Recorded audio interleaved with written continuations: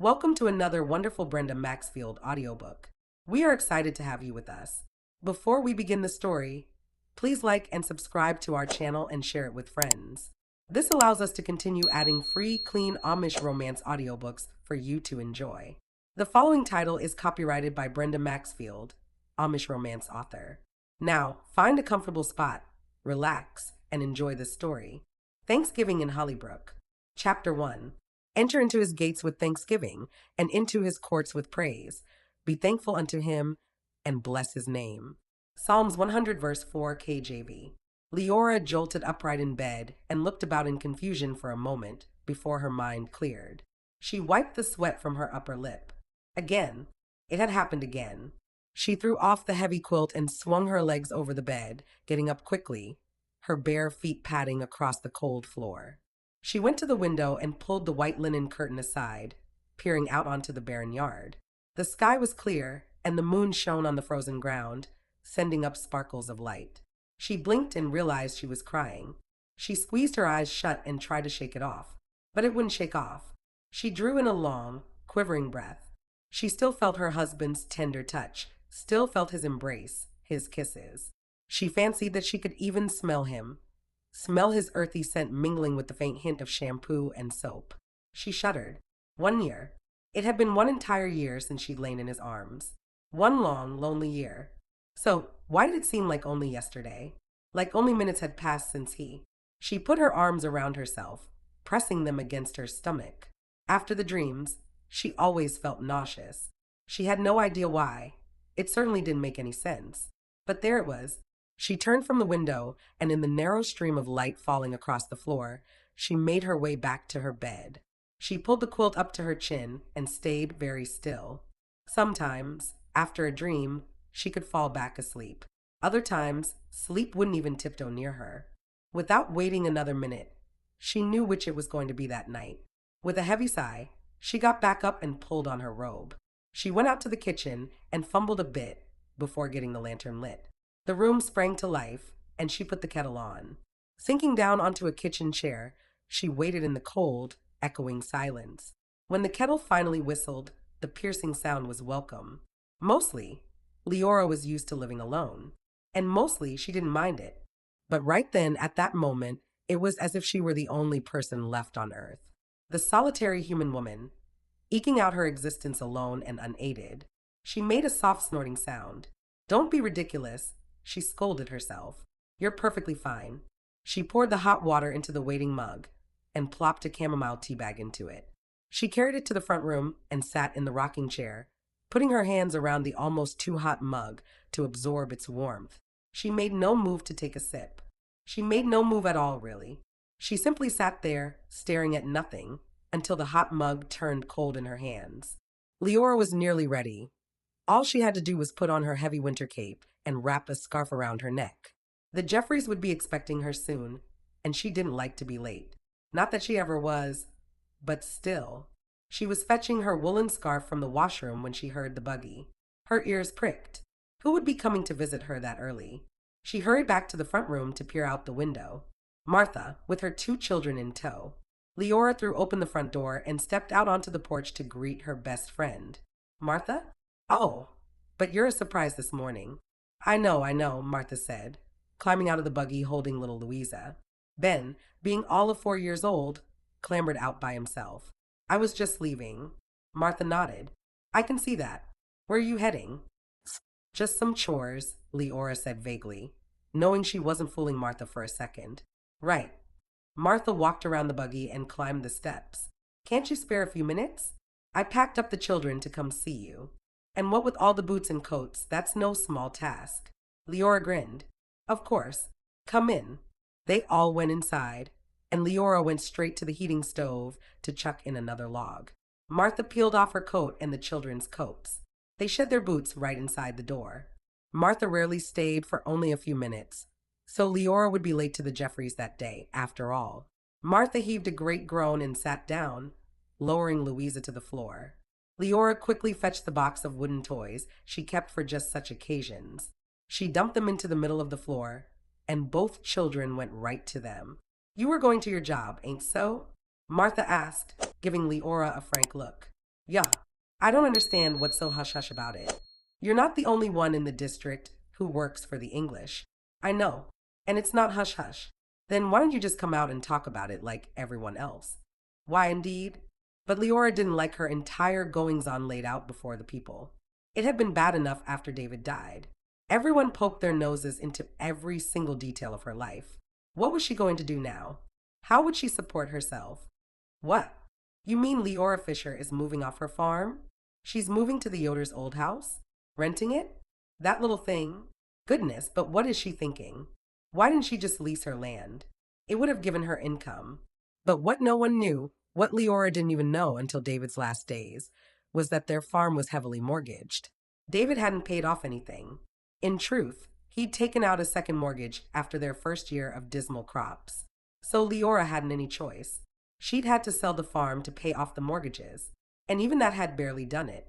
So now she rented, and she had to make that monthly payment, or her next move would be to a loft in someone's barn. She scowled. No. In truth, her next move would have to be to some relative's house in either Linder Creek or Wisconsin, neither of which held any appeal to her at all. Leora, you look tired, Martha observed. So do you. Martha burst out laughing. Of course I look tired. I have 2 young children. She gave Leora a sly look. And another one on the way. Haven't you noticed my bulging belly? Leora's eyes widened. Oh, are you serious? But that's wonderful good news, Martha. Martha nodded. I suppose it is, but I get tired just thinking about it. Leora jumped up. Let me get you some tea. I won't say no to that, Martha said. She looked at her 2 young ones. Now, Ben, you can share those blocks with Louisa. Come on now, son. Ben gave his mother a sour look, but he obediently handed 2 blocks to his sister, who immediately started beating them on the braided rug. Martha stood and followed Leora to the kitchen. Are you going to the youth singing this Sunday after preaching service? Leora shook her head. I feel like a fool when I go. I'm much older than most of them, and I've already been married. I don't fit in, Martha. You're not the oldest. I happen to know some young men who attend who are older than you. Maybe so, but I still don't want to go. Martha repositioned herself against the counter with a stifled moan. You not to marry again. She looked around the small kitchen. You shouldn't be alone like this. It ain't natural. Leora shrugged. Natural or not, it's my life. I can ask around. Martha reached out and touched Leora's elbow. I can see who might be interested in. No, Leora cut in. Don't. Please. It ain't natural. And you're a fine woman, Leora. You were a good wife to David. You would make a good wife, too. No, Leora cut in again. Please, Martha. You're way too stubborn, Martha observed. And just so you know, I overheard Deacon Benjamin talking about you. Leora rolled her eyes. What now? He was saying it's about time for you to be wed again. And he said that his wife reported to him that you ain't been attending the frolics lately. Leora faced her. What frolics? Well, we did have a quilting bee last month, and you didn't come. Surely, I wasn't the only woman not there. Martha shrugged. Maybe not. But you were the one whose absence was noted. Leora's jaw tensed. And just who was the deacon talking to? Martha laughed. Eliza Troyer. Oh, Eliza Troyer. She's the biggest gossip of all. Seeing how she's the owner of the feed and supply. It ain't too surprising, is it? She hears everything. Wonderful, Leora said, her voice thick with sarcasm. Now, I suppose she's talking about my widowhood to everyone who comes into the shop. Martha chuckled. I doubt that. I do think it would help if you didn't act so mysterious, though. Mysterious? Leora frowned at her. I don't act mysterious. That's ridiculous. You keep to yourself. It ain't right. Leora shook her head. Can we change the subject, please? Martha moved to the kitchen table and sank down onto the bench. We can. I'm thinking of naming this new one Linda or Peter. What do you think? Leora wondered whether she would ever be in the position to name a child. Her child. She and David had planned on having children, but in the 3 years they were married, it hadn't happened. And then he'd gotten sick and died so quickly it had left her head spinning. Sometimes she wished she'd had his child before he died. It would have been a comfort to her. But other times she wasn't sure. Well, it didn't matter now anyway. It hadn't happened, and that was never going to change. I think those 2 names are right nice, she said to Martha. She busied herself with the cups and tea bags, waiting for the water to warm. Tom ain't convinced, but he will be, Martha said with a laugh. There was a howl from the front room, and Martha got up to investigate. Leora finished with the tea and set the steaming cups on the table. Martha returned, shaking her head. That Ben is a stinker sometimes, I'll tell you that. She sat back down and Leora joined her. I worry about you, Leora, Martha said, her expression soft. You don't nod to. I'm fine. But Leora's eyes misted with tears, and she looked down quickly, hoping Martha wouldn't notice. She wasn't used to having someone worry about her, and it felt strangely comforting. I know you're fine. You're one of the most capable women I know. But still, you could stop by my house more often. Don't you get lonely? Of course, Leora got lonely, but she wasn't about to announce it. I'm fine, she repeated. But I could stop by more, and I will. I promise. Good, because it's getting to be more and more troublesome for me to get out and about. Come spring, it'll be easier. But by then, I'll be as big as a barn. Leora laughed. Are you cooking Thanksgiving dinner this year? Martha nodded. Me and my ma'am and sisters. It'll be at my house. You're coming, ain't so? Leora nodded. She didn't have any other place to be. Chapter 2. Leora was a whiz with numbers. It was a bit of a mystery to her, as she'd never put any extra effort into it. But she'd always been able to figure any math problem out, usually in her head without the benefit of paper and pencil. Some women found out about her gift and came to her for help, especially women who had little side businesses. No men, though. That wouldn't suit, which was probably why David had buried the two of them in debt. If he'd only let her help with their finances, she likely could have avoided the mess she'd been left with after he died. But he didn't ask her. The one time she'd offered, his reaction was so swift that she was stunned. That's my job, he told her in no uncertain terms. But David, it's easy for M. Are you implying that it's hard for me? That maybe I ain't as smart as you? She gaped at him open-mouthed. David was a kind man, not one given to impatience or curt words, so his reaction to her offer was completely unexpected. But it was effective. It shut her up, but quick. She never offered again, nor did she realize the extent of their financial issues until he lay dying in the hospital. The pneumonia had been vicious and fast. The doctors did what they could, but he was too far gone. Leora had sat by his side, in stunned disbelief, as he faded further and further from her grasp. He struggled to breathe and talk, but he managed to eke out about the second mortgage before he died. He was devastated and ashamed, and she had spent a good while telling him it didn't matter, telling him that nothing mattered except him getting better. But he hadn't gotten better. He'd gotten worse until that awful day before Thanksgiving. Leora shook off the memories and pushed through the door to Jeffreys' diner. The bell above the door tinkled its welcome. Bill Jeffreys saw her come in from where he stood in the back by the kitchen. He smiled and nodded at her. He was a handsome man. His thick black hair had a streak of gray near his temple, even though he was hardly old enough to have any gray at all. His eyes were dark and deep, and his gaze on her was always intense. Sometimes he made her shiver, and then she'd wonder why. He was kind and energetic, and his smile was compelling, drawing her in. His customers loved him, laughing and joking with him whenever he came out from the kitchen onto the floor. And he loved them right back, asking after their children and their jobs. He even remembered the names of their pets. Leora enjoyed working for him. She appreciated how mesmerized he was by her agility with numbers. He complimented her often, which she wasn't used to, but she reveled in it. Later, of course, when she left the diner after her work, she would scold herself for her vanity, but when his next compliment came, she would eat it up all over again. Bill worked with his sister, Donna. She was as fair as he was dark, and Leora often marveled that they came from the same parents. Donna worked as the waitress and cashier. During the holidays, they hired extra help, beginning right before Thanksgiving. So, they now had 2 extra waitresses hired through the middle of January. Leora arranged their paychecks and hours. She also kept the diner's books. She went in every few days to go over the numbers, check the schedules, and make the orders. At first, she'd balked about doing the ordering. But Bill had talked her into it, saying he and Donna didn't have time. And after all, it was a financial matter, and wasn't she in charge of their finances? Which was true, except taxes. Leora had very little knowledge in that arena, so she simply made sure all the books were in order for the tax accountant. Now, She walked back to where Bill was standing. I'm sorry I'm late, she said. I was a bit worried is all, he told her, his low voice rich and low. I had a visitor that I wasn't expecting. Everything's all right, isn't it? Yeah, it's fine. Now, if you had a phone, he teased. I know, she replied, her voice light. And that isn't going to happen. He touched her shoulder. We both know that. She shrugged. I'll get busy. He smiled. So will I. The orders don't cook themselves. No, they don't.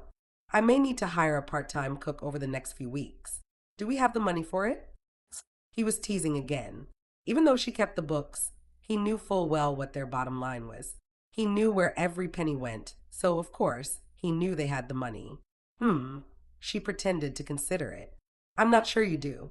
You may have to simply work harder. Cut back some. He laughed and went back into the kitchen. She walked to the tiny office located right inside the kitchen. She liked working so close to the cook stoves. The different aromas from all the orders were tantalizing and enjoyable. Sometimes Bill brought in a sample of something for her to try, and it was always delicious. He was a great cook, as evidenced by his loyal clientele. Now, she pulled her chair back and sat down. She took the ledgers from the side drawer of the desk and opened them. Bill had been after her to use the computer, but so far she had resisted. She knew he was accommodating her old-fashioned way of doing things, and that no one else in town kept books like she did anymore. She also knew that the day was coming when she'd either have to learn the computer or quit. She didn't want to quit. She liked her job, and she needed the money. But what would the bishop say if he got wind of her learning the computer? There were a few Amish in their district who used computers with their businesses. They'd gotten special permission. But this wasn't her business, it was her job. Would that be the same thing? She wasn't sure, and for some reason, she was hesitant to find out. But in truth, she knew the reason she kept putting it off. What if the bishop denied her permission?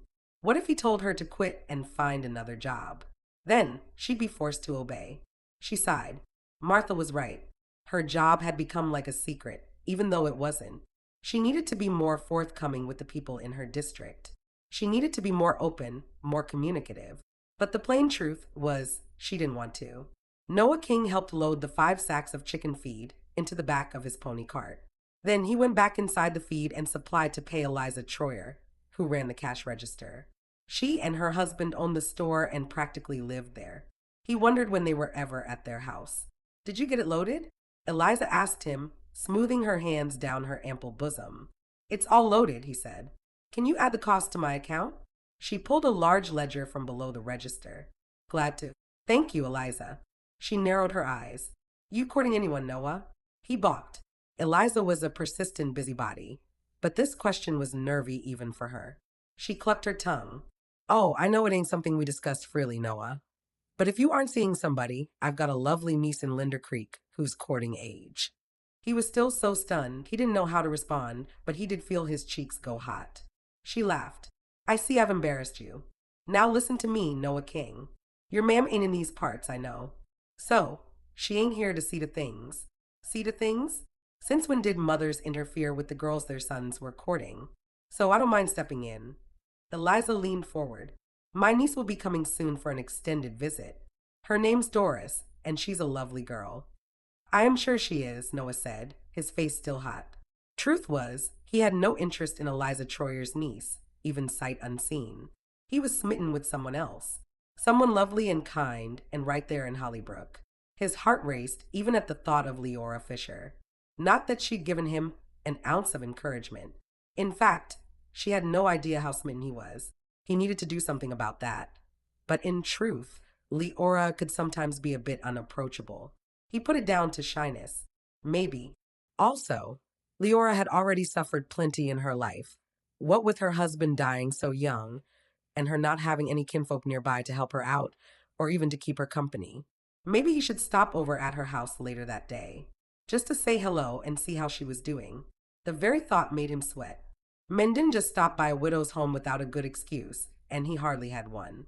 His mind spun. What excuse could he come up with? Noah, Eliza asked, and her voice homed in like a drill. You listening to me? He gave a start. Yeah. Ja, of course I'm listening. Well, mind my words. She'll be here next week, and I'll be asking you over for supper. That's nice, Eliza. I need to be going. She flicked her hand in a gesture of goodbye. Just mind my words, she repeated while he beat a hasty retreat. Once back outside in the frigid air, he pulled up the collar of his coat. Leora often rode her bicycle to wherever she was going. That had to be mighty uncomfortable in this weather. And when there was ice, it would be downright dangerous. Surely, she couldn't ride it in the ice. And there was his excuse. It was a bit of a stretch, and likely she never agreed to it, but couldn't he offer to take her around in his buggy whenever she needed to go somewhere? He frowned. No, she never agreed to it. She'd never agreed to being seen in public with him when they weren't a couple. But he could offer. It would be gentlemanly of him, and it would give him an excuse to stop by that very day. Pleased with himself now, he climbed into his cart and snapped the reins. Flicker immediately got underway, moving into a trot without much encouragement from him. Good girl, he called out, his mind busy with the details of his plan. Chapter 3. Leora was pulling on her mittens when Bill showed up in the doorway to her office. Please tell me you didn't ride your bike in today, he said. She didn't answer, just smiled. Oh man, Leora, it's freezing outside. If you stay a bit longer, I can take you home. I'll throw your bike in the back of my pickup. That's not necessary. I'm almost ready to leave, and I'm well bundled. No reason to fret. Fret, he repeated. And why shouldn't I fret? My brilliant bookkeeper is about to embark on a mile or more journey on a bike in the middle of winter weather. I've told you 100 times, Leora, that we can figure something else out. She pulled on her second mitten. Not necessary, she said again. I think it is. He stepped closer and tweaked the end of her scarf. I don't want you getting sick on me now, do I? She laughed. I never get sick. Then I don't want you taking a tumble and being laid up. She shook her head, still laughing. Don't be silly, she said. I'm telling you I'm perfectly fine. He turned and hollered at his sister. I need to leave for a while. Donna scurried over.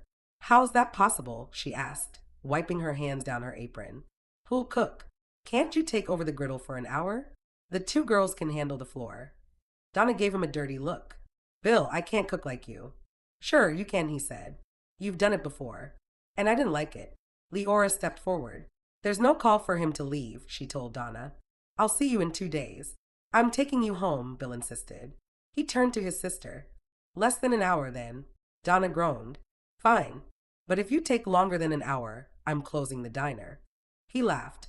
As if you'd do that. Come on, Leora. This won't take long. Leora didn't follow at first. She didn't want him to take her home. Well, that wasn't exactly true. She did enjoy riding in his truck with him, and she did enjoy his company. But this was silly. She rode her bike in the winter months all the time, and it wasn't slick out today. She'd be fine. Cold, but fine.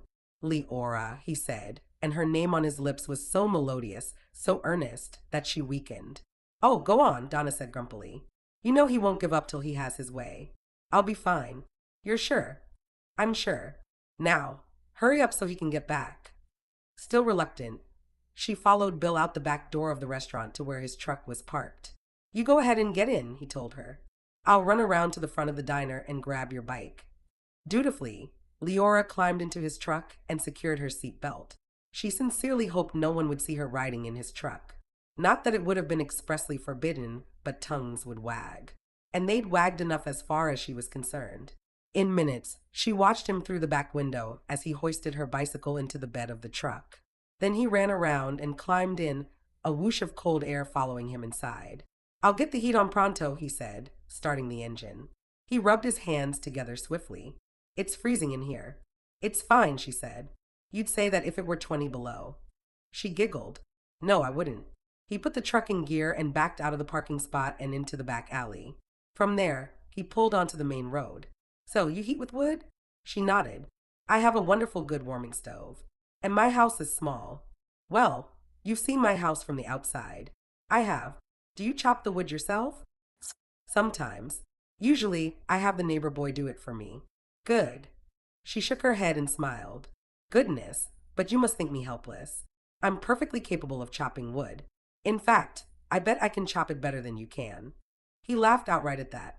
You might be right at that. But someday I'll chop your wood for you, and then you can make a true assessment. Chop her wood for her? Her face warmed. That would be completely inappropriate. What if someone came by and saw an English man chopping her wood? He glanced at her and seemed to sense he'd said something wrong. If you'd let me, that is, he added. She only smiled, not wanting to get into it with him. He was a stubborn man, and she certainly didn't want to ignite his stubbornness regarding chopping her wood. They passed more than one buggy along the way to her house. When they were nearly there, she noted a pony cart pulling into her drive, right ahead of them. Why, it was Noah King. She'd not had much contact with him over the years. She knew him, of course, and thought him to be a nice man, but that was all. What in the world was he doing there? Filled with curiosity, Leora leaned forward, but then she wanted to scrunch down and hide herself. What would Noah King say to her being brought home by Bill Jeffreys? Nothing, she thought sternly. He would say nothing. You have company, Bill said. Were you expecting someone? No, it's Noah King. I have no idea what he wants. Why did she feel like she had to justify Noah's presence to Bill? It was none of his business, but that was what she was doing. I'll pull in around him, Bill said. I don't want to spook his horse. There's room, she said, appreciating his sensitivity. Too many Englishers had no concept of what might spook a horse. He pulled the truck to a stop at the side of her house. She immediately got out, and so did he. He hurriedly took her bike out of the truck bed and rolled it to her porch steps where he leaned it against the railing. She went over to Noah, who was eyeing Bill. Hello, Noah, she said. What brings you around? Before Noah had time to answer, Bill came forward with his hand outstretched. Hello, I'm Bill Jeffreys. Leora and I work together. They shook hands, and Leora couldn't help but notice how Noah's gaze intensified. Good to meet you, he said. Same here. Well, I'll be off, Bill told Leora. I'll see you in 2 days then. And don't be surprised if you get another ride home. With that, he was back in his truck and pulling out of the drive. She watched him go, knowing Noah was doing the same. And then she turned back to him. Hello again, she said. What can I do for you? Noah seemed flustered. He licked his lips and frowned. Leora waited. This was odd indeed. He appeared to have no idea why he was there, and she had the distinct impression he was annoyed. But why? Was he judging her because an Englisher had driven her home? Now she was becoming annoyed, too. She drew herself up to her full height. Noah, what is it you wanted? She asked, her voice clipped. He was clearly trying to decide what to say, and her annoyance faded, replaced once again with curiosity. I was, worried, he began, looking around as if seeking someone to help him state his purpose. It's so cold, and I know you have no buggy. It's just as cold in a buggy as on a bike, she said, trying to ease his nervousness now. Of course, what she said wasn't true at all. A buggy was much warmer, particularly if the owner had a propane heater inside. He gave her a skeptical look. You know that ain't so, Leora. But he was smiling now, his edginess eased. Maybe not, but you needn't worry about me. Goodness. Was everyone in Hollybrook worried about her being cold? I wanted to offer you my services, he went on. I am more than glad to take you anywhere you need to go while the weather is so cold. She stared at him, completely stunned. She could have guessed for a long time and not come up with this as the reason he would stop by. That's right kind of you, she said, not wanting to be rude, but certainly unwilling for him to be her personal chauffeur service. Just being practical, he muttered as if trying to downplay his offer. I will keep that in mind. Do you need a ride to the preaching service this Sunday? Or somewhere else before that? Sounds like you're going back to work in 2 days. Bill Jeffreys indicated as much. She carefully listened to his tone, trying to discern whether he approved of her working with Bill Jeffreys or not. She didn't hear any censure in his words, which was interesting. That certainly wasn't the case with some of the men in their district. He owns Jeffreys' Diner, ain't so? Noah continued. Yeah, I've been in there once, but I never saw you. I work in the back. With their books. With their books? I am an accountant of sorts. Without the official title, of course. You do all their ciphering? I do. He blinked as if digesting this news. You thought I was a waitress? He nodded sheepishly. I guess I was wrong. I guess you were. He studied her then, and she felt uncomfortable under his gaze. Now was the moment, she thought. Now was the time when he'd disapprove of her job.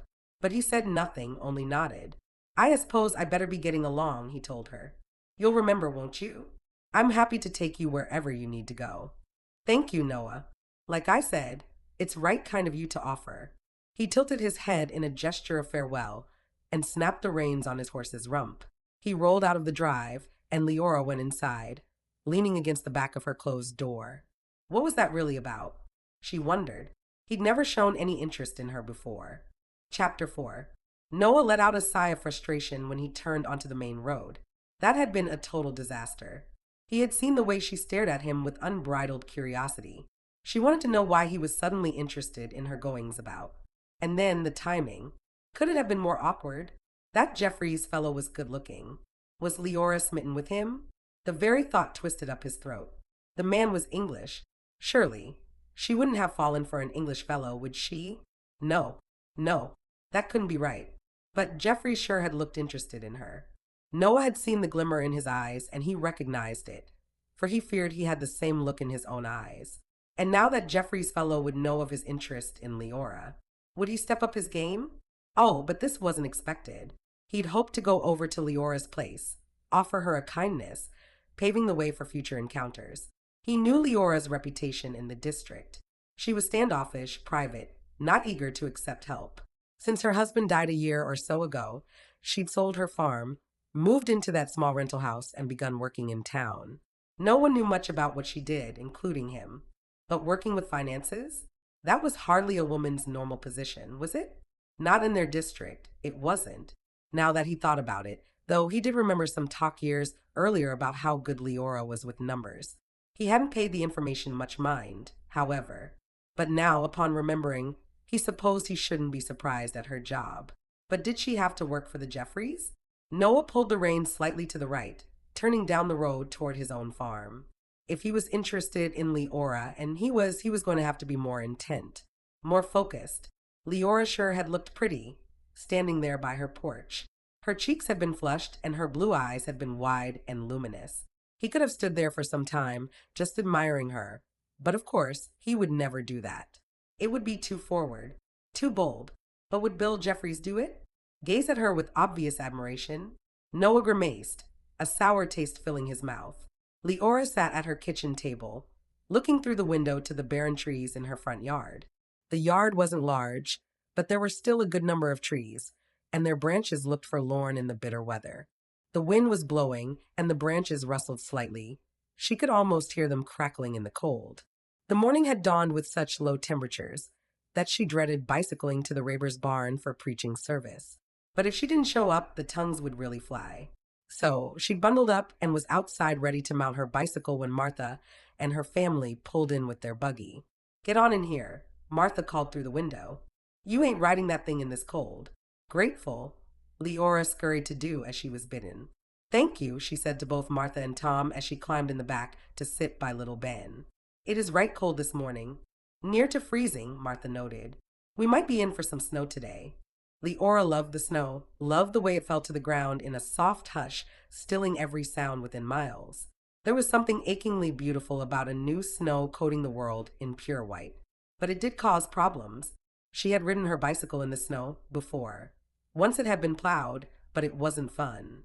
She feared falling down with every turn of her pedals. But she wasn't about to express her fear to others. "You going to the singing tonight?" Martha asked her pointedly.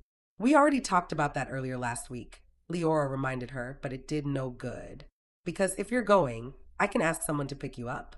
You certainly aren't going to be riding that bicycle of yours in the dark, and you know it gets dark right early these days." "I likely won't be going," Leora told her. "Well," Martha sighed heavily, "we can talk about it more later," which she did. After the community meal following the service, Martha had gone on and on about it all the way home. Leora had been grateful when they finally reached her little house. "Bye," she'd said, climbing out of the buggy as quickly as she could. "Thanks so much, Tom, for the ride." "Anytime, Leora," he said. Martha grabbed her hand through the open door. "I can send someone." Leora shook her head. "You're as stubborn as an old goat," she teased her friend. "If I change my mind, I promise I won't ride my bicycle." Martha scowled. "Fine. Come see me this week, all right?" "All right." Now, back in her own house, Leora replayed the conversation in her mind, and surprisingly, she was of a mind to attend the singing. If nothing else, it might calm some of the wagging tongues around town. But she promised not to ride her bicycle, and even if she hadn't, the prospect of riding in this cold was dismal at best. She could run down to the phone shanty and leave a message for Martha. asking her to arrange for someone to take her after all. But why should Martha have to do that? Wasn't Leora capable of arranging her own ride? Besides, Martha would hardly be standing about outside the phone shanty waiting for her message. Leora's mind filtered through the possibilities, and she came up with very few people she'd want to bother. In truth, most folks would probably be glad to take her, but she didn't feel comfortable asking them. Yet, there was Noah King. Hadn't he offered her a ride to wherever she needed to go? He had, but she didn't feel comfortable asking him either. Besides, she had no way to ask him. She didn't know the number of the nearest phone shanty to his place. And even if she did, would he check his messages before the singing started that evening? That would be about as likely as Martha checking hers. So, the decision was made for her. She wouldn't attend. Next time, she wouldn't be so stubborn, and she'd arrange a ride before leaving the preaching service. She stood up to pour herself a glass of milk. There was Bill Jeffreys. He would take her. She laughed, her mirth sounding a bit hollow in the empty kitchen. Couldn't she just imagine the reaction if she was delivered to the youth singing in a pickup truck? She laughed again. It would almost be worth it just to see everyone's expressions. "Oh, you're terrible," she muttered to herself. But still, it would be funny. And she could call Bill's cell phone from the shanty, and he would answer right away. It would work. She poured the milk into a tall glass and took a sip. No, she would never do that. She would have a quiet evening at home by herself, just like she did every evening of her life these days. Noah put on his woolen coat. He had a heater in his buggy, but he didn't usually turn it on unless the temperatures fell to unbearable lows, and the temperature wasn't that low tonight. He stopped at the door with his hand on the knob.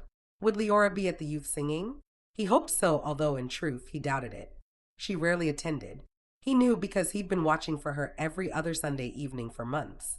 So why should she attend that night? And besides, how would she get there? Maybe he should stop by on his way and see if he could give her a lift. Would she resent his coming? Would it be too forward of him just to stop by to check on her? The image of Bill Jeffreys' face came to mind. He saw again the look in Jeffreys' eye as he had watched Leora. No, it wouldn't be too forward. Now that he decided, he hurried outside to hitch up Flicker. He would turn on his heater. That way, if Leora was home, and if she decided to accompany him, the buggy would be toasty warm. With renewed vigor, he hitched Flicker up in record time. He climbed into the buggy and switched on the heater. With a smile on his face, he left his property and headed for Leora's house. "Please say you'll come," he whispered into the warming buggy. "Please say you'll come." He pulled up to Leora's porch a short while later. There was light coming from what he assumed was the kitchen, so she was likely home. It wasn't fully dark outside, but the shadows were closing in quickly. He turned on the lights of his buggy and then jumped out to knock on Leora's door. She pulled the door open and gaped at him in surprise. Hello, Leora," he said, hating the nervousness he heard in his voice. "I was on my way to the youth singing, and it occurred to me that you might need a ride."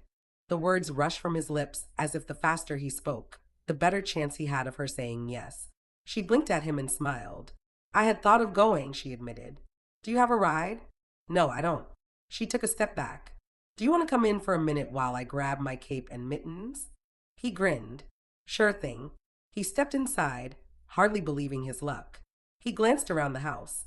It was rather empty, without much furniture, but he still felt a sense of hominess about the place. He was surprised to see some evergreen branches arranged in a bouquet of sorts sitting on a low coffee table. He'd never seen someone make a display of branches. It was odd, but it had a nice effect. In fact, if he breathed deeply, he could smell the evergreen. It reminded him of Christmas, even though they hadn't yet passed through Thanksgiving. "I'm ready," she said, emerging from a side door. She was bundled up in her cape and mittens, and a dark burgundy scarf was wrapped around her neck. Her cheeks were flushed as if she'd already been outside in the biting air. "Good. Shall we go, then?" he asked, walking toward the door. She followed him outside, and he scurried to the passenger side of the buggy and held open the door for her. She moved past him, climbing inside. "Oh, but it's warm in here," she exclaimed, clearly pleased. He smiled.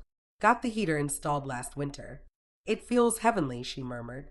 He smiled again, as if he had personally heated the buggy by rubbing two sticks together to make a fire. Telling himself to calm down and take a breath, he shut her door and hurried around to his side. Within minutes, they were underway to the Rabers' barn. "Do you always attend the youth singings?" she asked him. Not always, but often enough, he answered. You. His face went hot. Why had he asked her when he already knew the answer? No, not often, she said, settling back in her seat and gazing out the side window. He searched his mind for something to say. Do you have plans for Thanksgiving? He asked. She looked at him. I'll likely go to Martha's house. He nodded. He knew she and Martha were good friends from way back.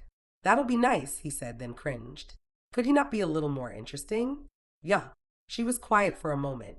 And you? Where will you be? You don't have kin nearby either, do you? No, I don't. In truth, he hadn't been invited anywhere yet. But every year, he would eventually receive an invitation somewhere, albeit sometimes at the last minute. I'm sure Martha will have enough for another person. I wasn't fishing for an invite, he said quickly. I know you weren't. She fell silent again. Some folks go to restaurants for Thanksgiving. They do, she said, smiling. Jeffrey's diner is right busy on Thanksgiving Day. Bill tells me that sometimes folks have to wait almost a half hour to be seated. Is that so? The diner isn't that big, of course. But still, it's packed out on the holidays. Sometimes folks even go on Christmas Day. They're open on Christmas? She nodded. I wondered about that, too. But Bill told me he feels bad for the people who have no place to be. If he keeps the diner open, they come in and it's almost like a big family meal. Noah found himself getting irritated with all this quoting of what Bill said. I see. Do you go see your relatives at Christmas? She asked. Sometimes. Depends a bit on the weather. If it's really bad, I stay put. If not, I'll hire a driver to take me to Wisconsin. Your kin are in Wisconsin? I have family over that way, too. Do you? She nodded. But I've never had a hankering to move there. I like Hollybrook. So do I. He grinned at her, and for a moment he felt a connection between them, but she quickly looked away. He turned into the Rabers Drive and added his buggy to the line of buggies already in place. Looks like we're late, she observed. That would be my fault. I'm sorry. No need to be sorry, he said. Being a few minutes late won't hurt anything. He turned off the lights and the heater and then got out and came around to open her door, but she'd already gotten out. I need to see to Flicker, he told her. I'll be in shortly. She nodded and walked toward the open barn door. It wouldn't matter when he wandered inside, for he couldn't sit by her. The males and females sat apart. She likely wouldn't even give him a thought until it was time to go back home. Taking a girl home from the youth singing usually meant that he was courting her. That wouldn't be the case with Leora, although he wished it were. There was something about her that touched him, even when she was being a bit formal with him. He wished he could hear her laugh. As far as he could tell, she didn't laugh much, but he bet her laugh was amazing. If only he were a bit more amusing, he might be able to get a laugh or two out of her. He wondered if she laughed with Bill Jeffreys. Stop it, he told himself. You'll make a fool of yourself if you aren't careful. But the image of her laughing with Jeffreys wouldn't leave his mind. It kept popping up during the singing when his mind should have been on the hymns. Leora had found a spot in the middle of a group of older girls. She looked happy enough to be there. He tried not to stare at her, but nevertheless, his gaze frequently went to the far side of the barn where she was sitting. A lantern hung close to where she sat, so he could see her face clearly. Goodness, but she was beautiful. And when she sang, sometimes she closed her eyes, and he could almost hear her voice rise above the others. She looked positively angelic sitting there. One time, their gazes met and locked for a brief moment. His breath caught and his heart hammered against his ribs. It was a thrilling moment, but fleeting as she quickly averted her gaze. Still, it had happened, and it rocked through him with a sweet deliciousness. He could barely concentrate on the words of the songs after that. Chapter 5. Leora's cheeks flamed hot. She'd had a suspicion that Noah was watching her. She could feel his gaze. Finally, unable to resist any longer, she'd looked over, and then it had happened. Their gazes met and she felt something zap through her. Instantly sweaty, she glanced away as fast as she could. What was that? And why did he keep looking at her? It made her squirm. She was sure the girls around her would notice, but none of them whispered a thing. She breathed a sigh of relief when the singing portion was over and the refreshments and visiting time began. Everyone got up and started milling around, some filling their plates with food, others gathering in little circles to talk and laugh. Leora felt out of place. Like she told Martha, she was one of the oldest females there, and she was a widow. Most of the girls were in the throes of their first loves, giggling and making eyes, and praying their crushes would wander over and offer them a ride home. Well, Leora knew who was taking her home, and it had nothing to do with love or courtship or getting to know each other better. Except the way Noah kept glancing at her made her wonder. Was he interested in her? She glanced around as unobtrusively as she could to see where he was. She spotted him in front of the closed barn door, chatting with Ethel Beeler. Sudden disappointment flashed through her, surprising her. She swallowed and frowned. What was the matter with her anyway? Honestly, a person would think she was interested in Noah King, which she wasn't. She turned back to one of the girls, Katie, who was chatting with great animation about how cute Justin Bontrager was. Leora smiled and nodded and pretended to be fascinated by it all. But in truth, all she really wanted to do was to go home. She stifled a sigh and wondered when Noah would be ready to go. She glanced back over at him. He was laughing at something Ethel had said. Looked like it might be a while. She excused herself from Katie and wandered over to the refreshment table to get something to eat. Not that she was hungry, but it would give her something to do. She chose an egg salad sandwich and a handful of pretzels. Is it any good? Asked a voice close to her ear. She whirled around to stare up at Noah. I haven't taken a bite yet.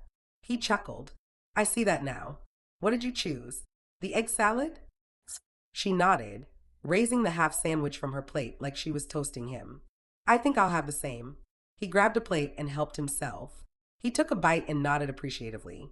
It's nice. She took a bite and agreed. Are you ready to go after you finish eating? He asked. Not that I want to hurry you along, mind you. I'll be ready. In truth, I'm ready any time. He raised his brow. Are you? Then let's go. No. Finish your food first. I didn't mean to drag you away before you were ready. I'm not that hungry. I'll go out and hitch up Flickr. You can come out to meet me in a few minutes. Does that sound all right? She nodded. Thank you, Noah. She said his name softly and then was embarrassed by how tender her voice sounded. This wouldn't do. She cringed. This wouldn't do at all. He gave her a curious look before walking away. She blinked hard. Goodness. But she was going to have to watch herself. Had she become so lonely these days that she would grasp at any possibility for companionship? She was disappointed with herself. She considered herself quite independent, especially for an Amish woman. Secretly, she was proud of that, but the way she was acting now filled her with questions. She made her way to where everyone's coats and capes had been piled in a heap on a table right inside the barn door. She found hers and pulled it loose. You going so soon? Katie asked, approaching her. Leora put on a smile. Yeah, it's about over anyway. Katie leaned close. Not really. Everyone will stay a good while longer to visit. She looked around. How are you getting home? Leora inhaled sharply. She wasn't about to reveal that Noah King was taking her home. That would set the tongues on fire for sure and for certain. Oh, I have a ride, she said vaguely, quickly adding. Have you had a chance to speak to Justin yet? Successfully distracted, Katie started in about how she didn't want to appear too forward, but that she was dying to talk to him. And did Leora think it would be all right if Katie went right over to him and said something? Definitely, Leora said. Look, he's standing by himself right now. Why not take that platter of sandwiches from the table and ask him if he wants one? You can pretend you're serving everyone, and then it wouldn't be forward at all. Katie's face lit up. Good idea, Leora. Thanks. And without another word, she rushed off. Leora shook her head with amusement, remembering the days when she had acted in the same manner regarding David. She'd hung onto every word he'd said, every gesture he'd made, everything he did. She had stared at him across the room, praying he'd come and talk to her, just like Katie was doing with Justin. Ah, young love. She balked. Had she grown so old? Was she looking upon young love as something so distant from herself? As if she were an old woman? She was only 24, and here she was observing life as if she were on the tail end of it. She roughly flung her cape around her shoulders and grabbed her scarf, twisting it about her neck. Had David taken her youth with him? Had his death erased any further chance for her to find love again? Did she have to stop living because he had? Her jaw tightened, and she left the barn with her emotions churning. She'd never really looked at it this way before. How had she been acting since David's death? She'd cut herself off from everyone, but hadn't she wanted to? Wasn't that a choice she'd made all by herself? Noah had the buggy hitched up, and he was coming her way. She hurried and climbed in before he had a chance to open the door for her. She settled herself stoically in the seat and stared straight ahead. Are you all right? Noah asked, clearly sensing her mood. I'm fine, she said, her voice clipped. She heard him sigh, but she didn't turn to look at him.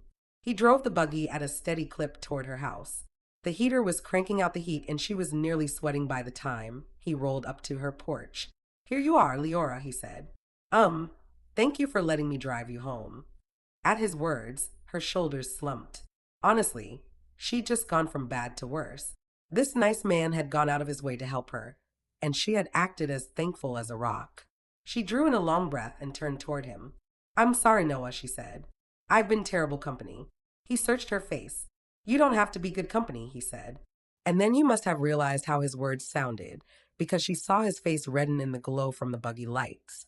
I know what you meant, she said, smiling now. I have been horrible company. I really do appreciate you taking me. And in truth, I had a good time. What happened? He asked. Never mind. It's none of my business. Katie happened. Huh? Katie Garrick? Leora was laughing now. Yeah, Katie Garrick. And nothing happened. Not really. She was just chatting with me. Leora could see by his expression that he was thoroughly baffled now. Never mind, Noah. Thank you for the ride. You're welcome. He jumped out and came around to her side, opening her door for her. She got out. Thank you again. He glanced around. Do you have enough firewood chopped? Where's your stack? She drew back. How odd that he should mention firewood so soon after her conversation with Bill about it earlier. It's around the side, and I have plenty. I'm happy to do some chopping for you, Leora. In truth, I enjoy chopping wood. She stared at him. Was that true, or was he wanting an excuse to come by? She chastised herself. Did it matter? It was kind of him to offer. Thank you, but truly I have sufficient. Will you need a ride to work this week? She blinked. No, I'm fine. Good night, Noah. Good night. She hurried away, not sure how she felt about him offering to give her rides. When he first offered, she hadn't really taken him very seriously, but now she could see that he was. Was he wanting to court her? She opened the door to her house and slipped inside, shutting the door behind her. In the darkness, she moved to the front window and watched him get back into the buggy. He was a big man, but he moved with a smoothness that belied his size. His hat was pressed down on his head at a jaunty angle, which gave him a reckless air. But she knew he wasn't reckless at all. He was steady and kind and good. Did she like him? She did. He was pleasant to be around, and he hadn't disapproved of her work. But beyond that, she watched his buggy leave her drive. In truth, she didn't know. She hadn't given such things much thought since before David, but the idea was interesting for sure and for certain. Chapter 6. The colder months on his farm were much slower, and sometimes Noah found himself at loose ends. Thank goodness, the animals still needed tending to, and he'd been working on a new dining table. He wasn't a skilled woodworker, but he did well enough, he supposed. He'd set up a shop of sorts in his barn, and he spent a good deal of time out there. When he finished the table, he thought to make a new headboard for his bed. Keeping busy was important, for he found if he had too much time to spare, his mind would go places he wasn't keen on going. Like Leora Fisher and Bill Jeffreys, those two were taking entirely too much space in his brain. Noah, came a shrill voice. Noah King? You in there? His barn door inched open, and Eliza Troyer stuck her head in. There you are. He straightened up from sanding the top of the table. Oh, what are you building? She asked, wandering inside. Why, this looks right fine. I didn't know you worked with wood, Noah. I'm not very good at it, to be certain, he said. She ran her mittened hand over the surface of the table. Looks nice to me. She raised a brow. I'm sure my niece Doris would be mighty interested in what you're doing out here. I came by to tell you that she's arrived. Noah held back a groan and half expected Eliza's niece to pop through the door behind her at any moment. But she wasn't there. You must be glad to have her here, he commented. Now, I promised to have you over for supper, so I'm here to invite you. 6 o'clock this evening, and don't be late. This evening? He wanted to groan out loud, but he held it back. Doris is baking up a storm right now. You do like shoofly pie, ain't so? I seem to recall that it's one of your favorites. She is really looking forward to meeting you, Noah. And she might be staying a while. Longer than I expected, which suits me just fine. And you'll be happy about it too, I assure you. Noah stood there helpless in the torrent of her words. Did the woman ever breathe? She answered that question for him by taking a gulping breath. You be there, all right? Your place is already set at the table. He had no choice but to agree. Eliza patted his arm in a matronly way, smiled hugely, and left. He leaned on the table, feeling as if he'd just survived a storm. So, he was going to supper at the Troyers that very evening. With a sigh, he returned to his sanding. Noah pulled up on the reins in front of the Troyers' house. He supposed he should unhitch Flicker, although he didn't want to. Unhitching the pony meant he would be staying a while, and he really wanted to escape as quickly as he could. But he knew Eliza Troyer. There would be no early escape from this supper. He got out of his buggy and walked up to Flicker. All right, girl. I'll get you unhitched. No reason you should suffer, too. He chuckled. The front door opened, and Eli Troyer came out. Eliza said you'd be coming back. He looped his thumbs under his suspenders. Hello, Eli, Noah greeted him. I thought to let Flicker graze a bit. You can take her around to the side of the house if you like. There's more grass there. Or you can take her to the barn. It's awful cold out. I'll let her graze a bit. Is there a place to tie her up? Yeah, you'll see the post. Noah took Flicker around to the corner of the house and secured her to a thin hitching post. He slapped her on the rump. Enjoy yourself, he muttered, circling back around to the porch. Gonna be a cold one tonight, Eli observed. Ain't a cloud in the sky. You're right about that. Noah followed him inside. The blast of warmth from the warming stove nearly knocked him over. It had to be 90 degrees in there. Eliza, he's here, Eli called out. Eliza came bustling from the kitchen. Oh, Eli, so good to see you. She turned back to the kitchen. Doris, our guest is here. Come on out and greet him. Doris emerged from the doorway. Her dark eyes lit up with some inner fire. Noah King, she said in a strong voice. So nice to meet you. Noah blinked. Doris was beautiful, with wide brown eyes and light brown hair, and a few errant wisps escaping her cap. She was tall and shapely, and her expression was enthusiastic. She wasn't at all what he'd expected. He thought for sure that Doris would be some mousy shy thing who didn't say a word. He wanted to laugh out loud. He should have known better, considering the outgoing nature of her aunt. Nice to meet you too, he said, smiling. I hope you're good and hungry, she said. Eliza and I have made enough for half the district, for sure and for certain. Eliza laughed and gave her niece a playful slap on the shoulder. Not as much as all that. Doris winked at Noah. Don't let her fool you. I suggested we go out and invite all the neighbors up and down the road, but she wouldn't hear of it. She giggled then, a pleasant sound that filled the room. You men might as well get seated at the table, Eliza told them. We're ready. Eli shrugged and moved to his spot at the head of the table. Noah noted that they'd set a place at the end of the table, likely for him. He sat down there. Sure to smell good, he commented. Hold your judgment until you taste it, Doris said, disappearing into the kitchen. Well, this evening might not be so bad after all. Not that Noah was interested in Doris beyond that of being a friend, but still, he dreaded this meal all afternoon, and the way it looked now, his dread had been for nothing. The women brought out the steaming dishes of roast beef, mashed potatoes, gravy, creamed carrots, a basket of fresh biscuits, and a bowl of pickles. Noah's mouth was watering before the silent prayer was led by Eli. After praying, Eliza started passing the dishes around. Noah took generous helpings of everything. Smells good and tastes even better, he remarked between mouthfuls. Doris flushed with pleasure. Glad you like it. Shoofly pie for dessert. I told him, Eliza said, slathering butter on her biscuit. It's his favorite. Talk turned to the weather and the upcoming holidays. Where are you spending Thanksgiving? Eliza asked him. He hesitated. He was hoping he would be spending it in the company of Leora. But her offhand comment about Martha having plenty of food didn't seem like an official invite. Yet, if he didn't have plans, he knew he was about to. He could see the wheels turning in Eliza's head. I've been invited to the meal, he said vaguely. He should have known he wasn't going to get by with that. Not with Eliza. Oh, who invited you? I'll be eating with Martha Utzi's family, he said, cringing inwardly and hoping he wasn't stretching the truth. Eliza deflated right before his eyes. I see. She chewed the edge of her lip. Why? I think they often have quite a crowd. Perhaps you'd prefer a smaller setting. He swallowed. I wouldn't want to hurt anyone's feelings. Auntie, Doris said, giving Eliza a look. You don't want to be interfering with Noah's plans. He expected Eliza to belt out. Oh, but I do. but she didn't say a word. Doris smiled at him. I haven't decided how long to extend my visit. She took a drink of milk. I don't really know Hollybrook all that well.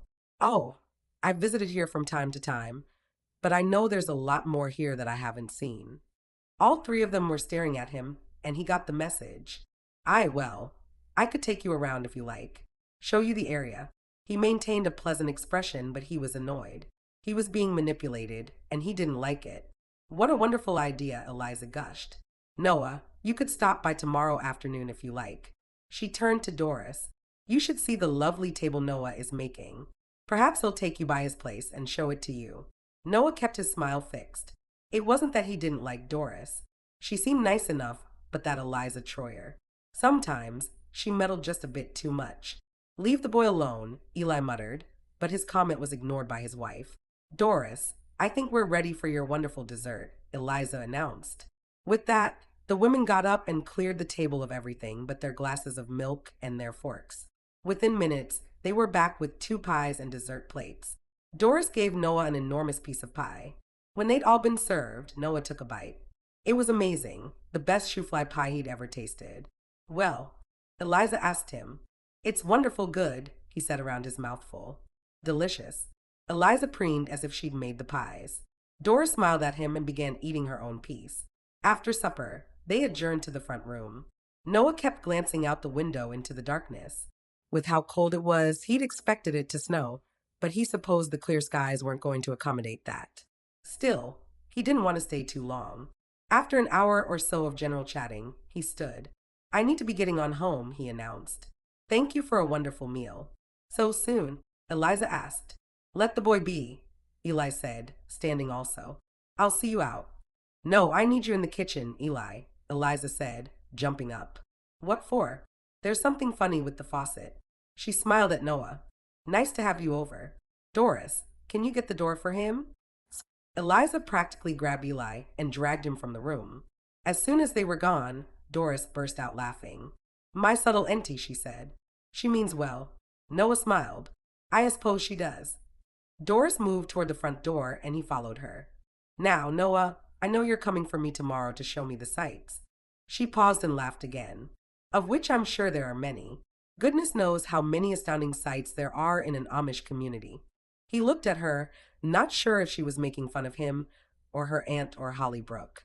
And of course, it's highly likely that we'll be published immediately after our ride together. She batted her eyes at him and then really laughed. You should see your face, Noah King. He stood there, not having a clue what to say.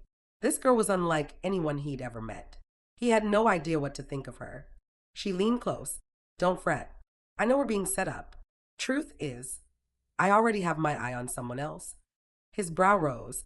No one you know, she continued, but someone my dad won't approve of. So, we'll just play this game, if it's all right with you. Satisfy my auntie. He smiled then, drawn to her humor. And then, poof, she gestured with her hands like a firework. It won't have worked out and I'll go back home. All right, he said, grinning. I'll pick you up about 2:30 tomorrow afternoon. That way, we'll have a good few hours before it turns dark. Chapter 7. Despite her continual bravado, Leora didn't want to bicycle to work that day. The weather had turned horribly bitter. She stood on her porch, dreading the ride into town. If it kept up like this, the holidays were going to be white for sure. It wasn't that often that they had snow for Thanksgiving, but it looked like they would this year. Earlier in the season, she'd heard the men in the district talk about the forecast in the Farmer's Almanac. Going to be a blistery one, for sure and for certain, Old Man Stoltzfus had repeated himself more than once. Well, he appeared to be right. But what choice did Leora have that day? She needed her job because she needed the money. She could hardly phone Bill for a ride when she knew he was preparing orders, though the thought of sitting in his warm truck cab was appealing. He would come for her, too, she was quite sure. But it wouldn't be right. Donna hated filling in as cook, and Leora couldn't do that to her. And then there was Noah. Since he'd repeatedly offered to drive her, she was certain he was sincere. Maybe she could ride her bike to his farm, and then he could give her a lift in his buggy to town. It would be a much shorter ride for her that way. She took one step down, which took her away from the protection of the porch roof. Was that ice forming in the air? Was it going to sleet? She could hardly ride in that. She groaned. This was not going to be pleasant no matter how she approached it. She ran across the gravel drive to the shed where she kept her bike. The ground wasn't slippery yet, so she would likely be all right pedaling as far as Noah's place. This was later than usual for her to be going to work, but Donna had asked her to come in later that day because she wanted to go over orders with her. Evidently, the other waitress for the day didn't get in until 3 o'clock. It shouldn't make any difference what time Leora went in anyway. She could arrange her own personal schedule as she wished. She had no one depending on her for anything here at home. She leaned momentarily against the shed door. No one depended on her. Not a single soul. The loneliness that she'd been feeling more and more of late rose within her. David, she thought, why did you have to die? She shuddered, not willing to follow her thoughts. It did no good. So she was alone. Lots of people were. Which wasn't exactly true, at least, not in her district. She pulled open the shed door and retrieved her bicycle, re-shutting the door against the cold. Determined now to take Noah up on his promise, she climbed on her bicycle and pedaled out of her drive and directly toward his house. She hoped he was there, because if he wasn't, she would have to ride even further to get to town since his place was in the opposite direction. Be there, be there, be there, became the rhythm in her mind and the rhythm of her pedals. Noah studied the thick gray cloud covering. It didn't look good, but he promised Doris to take her for a drive, and he wasn't one to go back on his word. He hitched up Flicker and flipped on the heater in his buggy. He headed back to the barn to pull the door shut. If it got too slippery, they could cut their drive short. In truth, Noah didn't really know what he was going to show her anyway. It wasn't like there were any fascinating landmarks in the area. He supposed they could just ride around and maybe go through the town of Hollybrook. Nothing really special there either, but then he didn't think Doris would mind. If what Doris said was true, they were just playing out a game of sorts anyway. He chuckled. Wouldn't Eliza be hopping mad if she knew all of this was for nothing? Doris already had someone she was sweet on. He wondered why her father would be against the fellow. Was he English? If not, what was wrong with him? Well, none of it was his business. He was heading back to the buggy when he spotted Leora on her bike. Why? She was turning into his drive. His breath hitched. Was something wrong? Had something happened? He hurried toward her. Leora, is everything all right? She jumped off her seat and straddled her bike. Hello, Noah. Hello. Can I help you with something? Her eye caught sight of his buggy. Oh, you're going somewhere, she cried. He followed her gaze and then turned back to her. What is it? Do you need a ride? Had she actually come to take him up on his offer? He was so surprised that it left him completely flustered. She said. Then she squared her shoulders and put on a brave smile. No, never mind. I just thought I'd stop and say a quick hello and then be on my way. She hoisted herself back on the seat and made to ride off. Leora, wait. She hesitated. You need a ride, don't you? You surely didn't come by to say hello. She slumped a bit. No, I don't need a ride. I'll see you later, Noah. She pedaled away. He ran and caught up with her, grabbing her handlebars, forcing her to stop. Leora, you clearly want a ride. Are you going into town? To your job? She blinked, and she looked so vulnerable in that moment that he had to stifle an urge to take her in his arms. But the moment passed, and she smiled at him. I'm going to my job, and I need to hurry or I'll be late. Because you rode out of your way to see if I'd give you a ride, ain't so? His voice was gentle. Her eyes misted over with tears, but she blinked them away. You're clearly going somewhere. You're busy and I'm fine. Now, please let go of my bicycle and I'll be on my way. Get off, he told her. Come on, climb off. She gripped the handlebars more tightly. I won't. Now, let me be on my way. Leora Fisher, I'm not joking around with you. Get off this bicycle. I'll put it in my barn and give you a ride to work. He wasn't about to let her ride off. She'd actually come to take him up on his offer. But you're going somewhere. I am, he said, dreading that she would know what he was doing. But there was no help for it. We'll pick up Doris on the way to Hollybrook. Doris? There was hesitation in her voice. Eliza Troyer's niece from Linder Creek. Now, hurry up or you will be late. In truth, he was surprised when she actually got off the bicycle. Goodness. But she was a stubborn one. He knew she was mulling over why he would be picking up Eliza's niece, but she didn't question him. She just climbed off her bike and stood there while he ran it back to his barn. When he emerged, he called her over. Why are you still standing out in the cold? He asked. Climb in. The heater's on. She trudged to the buggy, clearly still reluctant to accept his ride. He hurried around to open the door for her, but she beat him to it, climbing over the front seat to get in the back. You can sit up here, he told her. No, I'll leave it for Doris. Do you know her? No, she pressed her lips tightly together, obviously not wanting to converse further. By then, he was deeply regretting his promise to Doris. He would be much happier just taking Leora to work. What time do you get off? He asked. I'm not sure. Ja, you are. What time? She shrugged. I don't need a ride home. He tensed. Of course, she wouldn't need a ride home. Bill Jeffreys would take her home. Sure, you need a ride. If you don't tell me what time, I'll just show up in a couple hours and wait for you. I suppose I could sit and order a cup of coffee and sip it for however long it takes. She laughed then, and it was like the birds had suddenly come out in spring. He glanced at her, grinning. You're stubborn, ain't so, she said. No more than you. She shook her head. I'll probably work for 3 hours. I'll be there. But what about Doris? I'll have her back to Eliza's by then. He could see the increased curiosity in her eyes, and for some reason it pleased him. He didn't mind at all if Leora Fisher wondered about him and Doris. Suppressing a smile, he directed the buggy toward the Troyers' place. When they arrived, he bounded out to go to knock on the door, but before he could, Doris came out. She looked pretty in her deep blue cape and knitted scarf. Her cheeks were rosy as if she'd already been out in the cold. Hello, Noah, she said. She looked beyond him toward the buggy.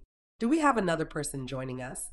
She didn't sound disappointed exactly, but there was something in her voice that he couldn't detect. It's Leora Fisher. She needs a ride to work in Hollybrook, so I thought we'd start our tour there. Doris raised her brows but didn't say anything. She went down the steps in front of him and got to the buggy first. He joined her as she was settling into her seat. She turned and looked at Leora. Hello, I am Doris. Noah tells me you're Leora. Leora nodded. Nice to meet you, Doris. You too. Doris turned back around and smiled at Noah. Lead on, tour guide. And then she laughed. Doris kept up a stream of chatter the entire way to Jeffrey's diner.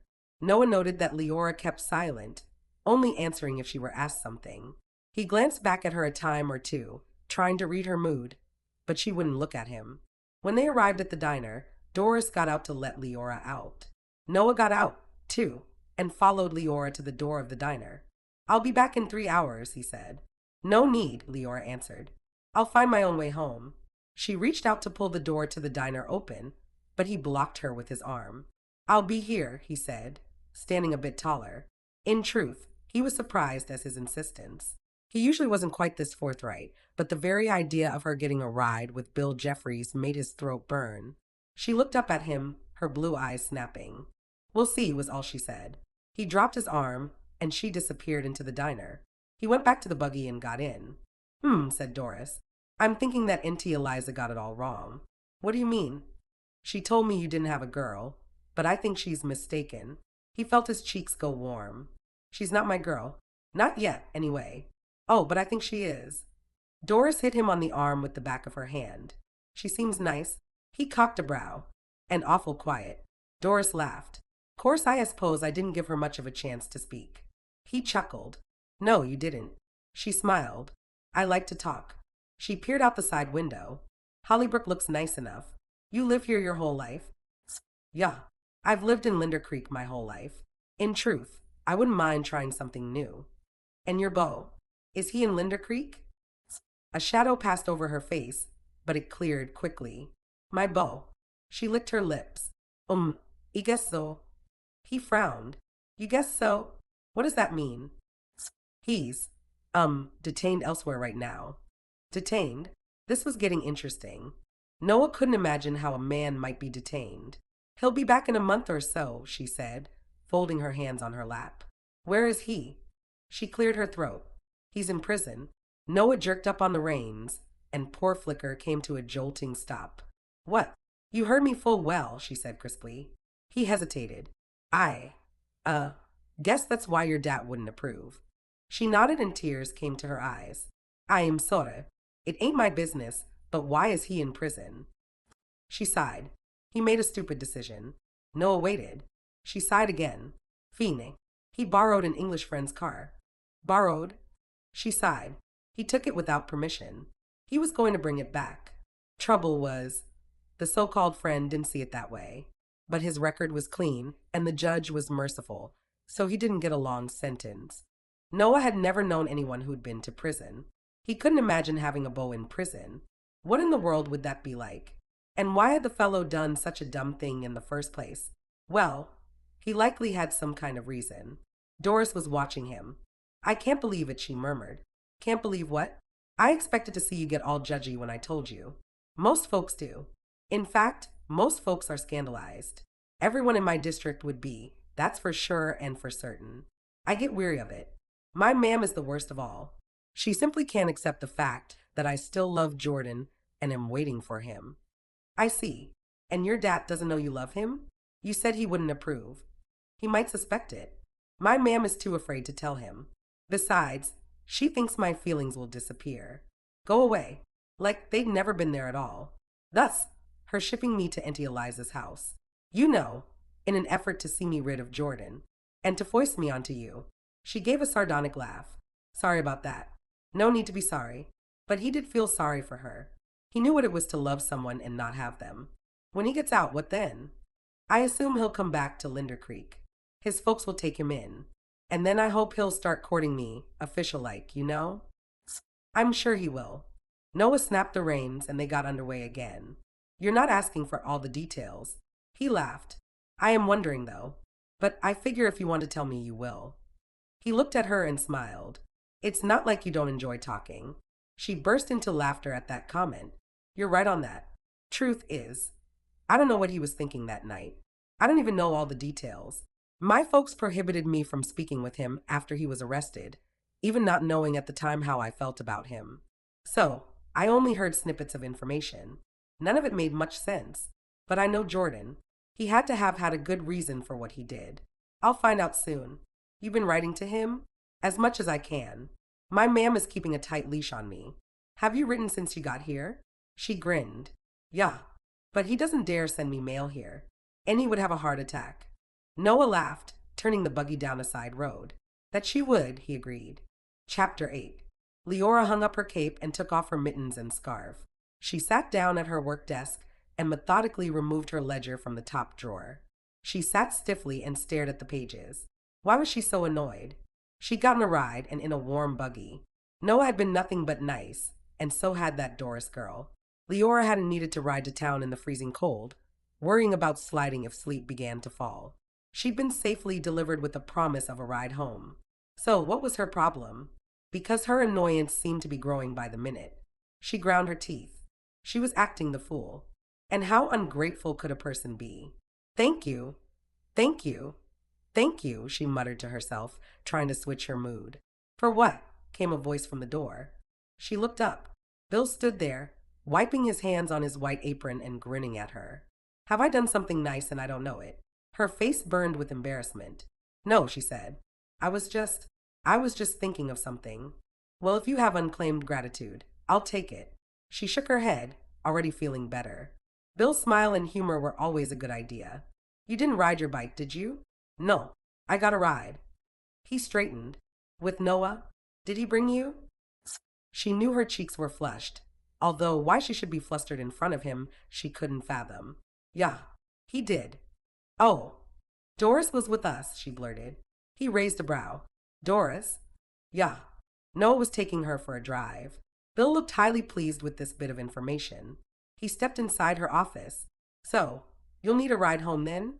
Noah is coming to get me in 3 hours. With Doris? I don't know, she said, even though Noah had clearly told her he'd have Doris back to Eliza's by then. You know my offer still stands. He walked to her desk, and his presence seemed to suck the air out of the room. Her heart rate increased, and she prayed she hadn't turned bright red. I know. It always stands, Leora.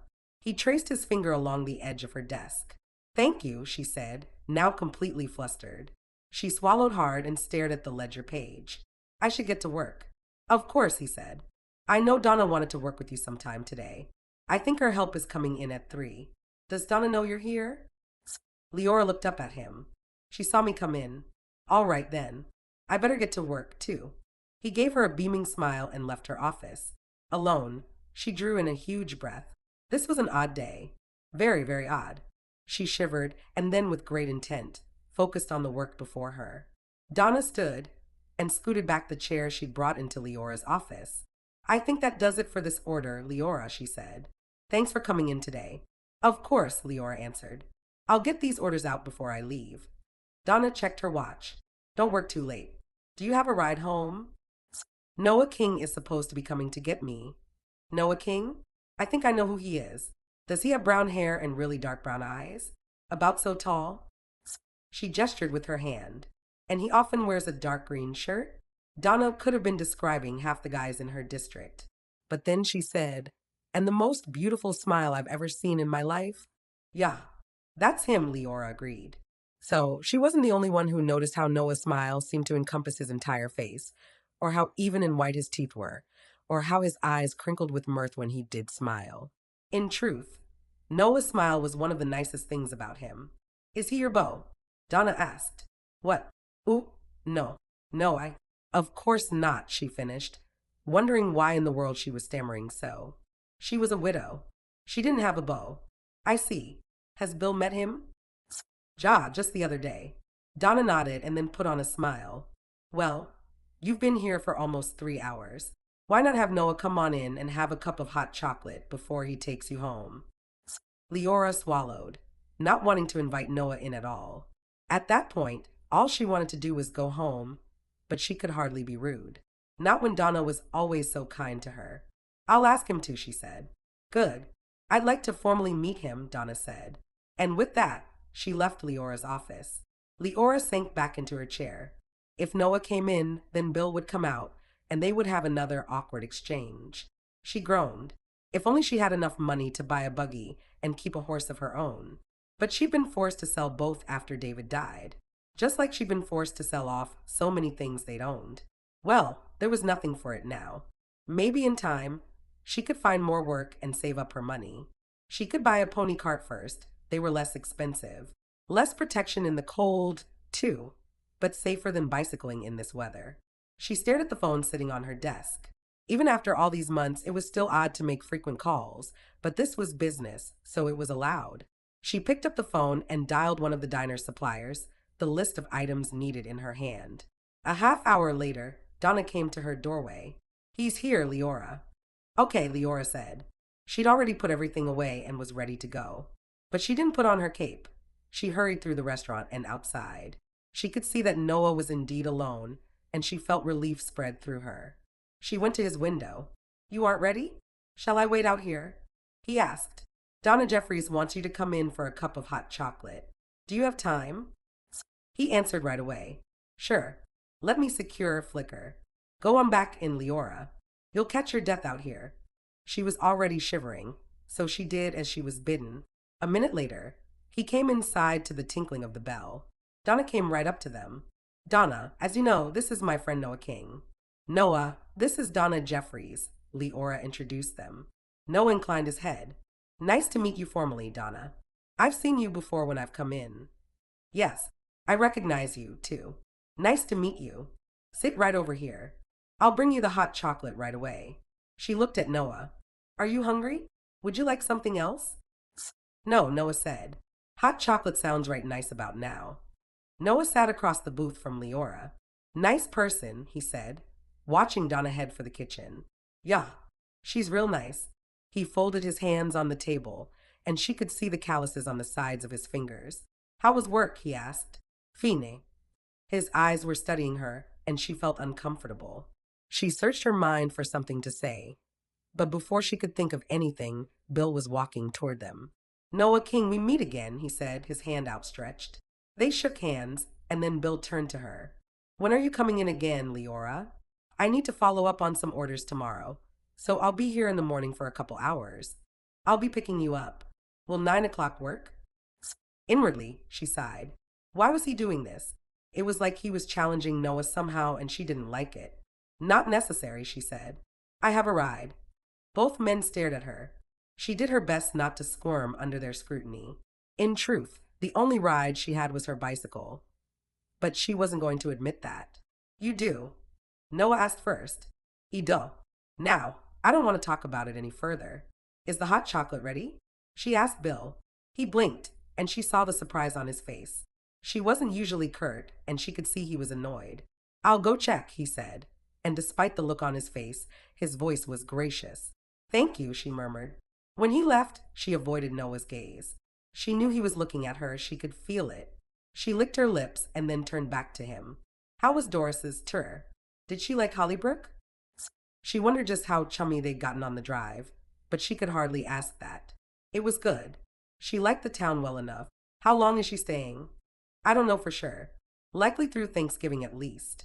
Oh, so Doris was staying a few weeks then. Leora wasn't sure how she felt about that. But then, it was hardly her business. Donna came out with 2 steaming cups of chocolate. She put them down and said, "Enjoy." "We sure will," Noah responded pleasantly. "Thank you, Donna." Leora put her hands around the mug, soaking in the heat. It smelled divine, and she saw that Donna had dropped a few marshmallows into each cup. Noah took a drink of his.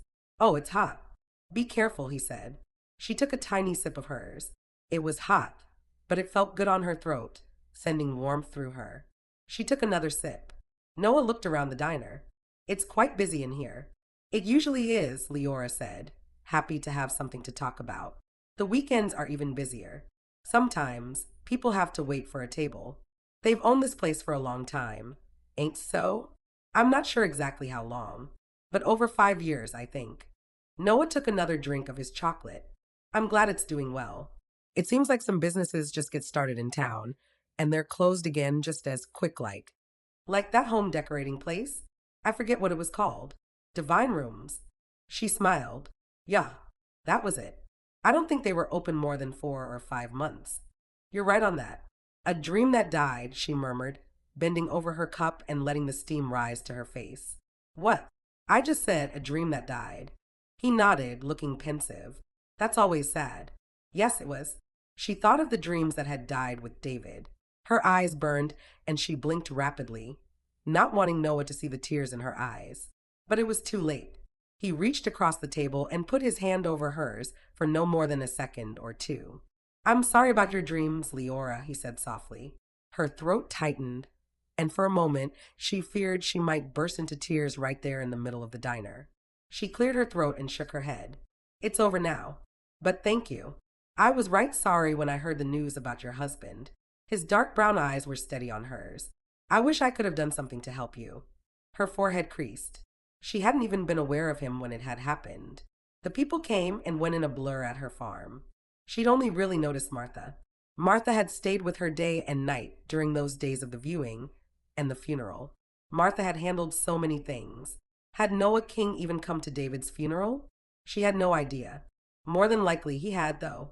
Funerals were times when everyone in the district was glad to be together, glad to catch up with each other, glad to take a break from their usual chores and routine, glad to share another community meal. "You moved houses so quickly afterward, Leora."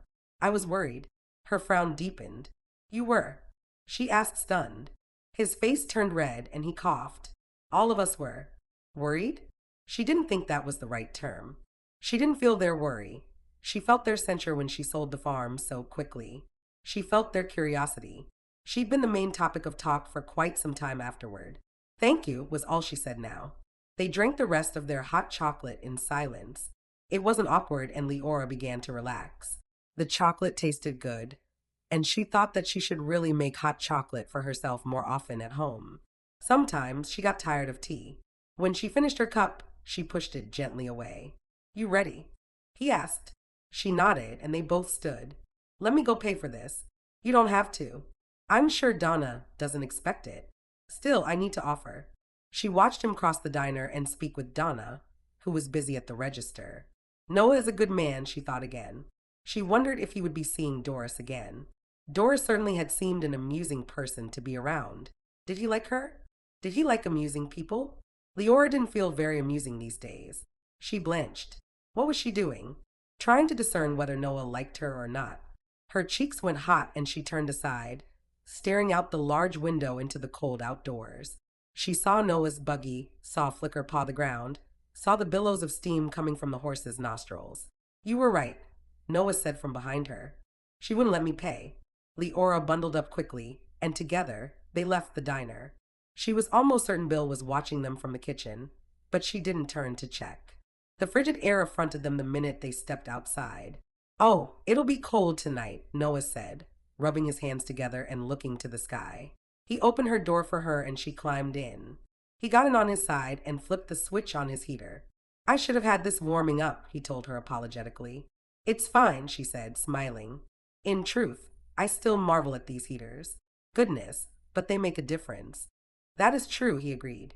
"Imagine our poor cold ancestors." He laughed and she joined him. They got underway, and she gazed out at the businesses they were passing.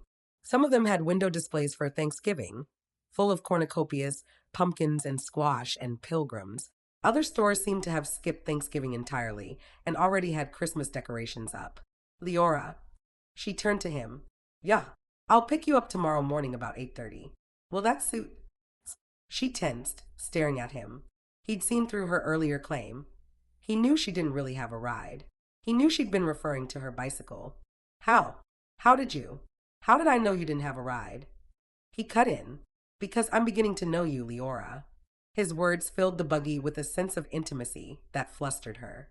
He didn't know her, not really, but the fact that he'd seen through her comment was unnerving and comforting at the same time. She swallowed and then blew out her breath. 8:30 will be fine," she muttered. He grinned at her and turned his attention back to his horse. Chapter 9. After dropping Leora off at her house, Noah went straight home. When he pulled into his drive, he noted that he had company.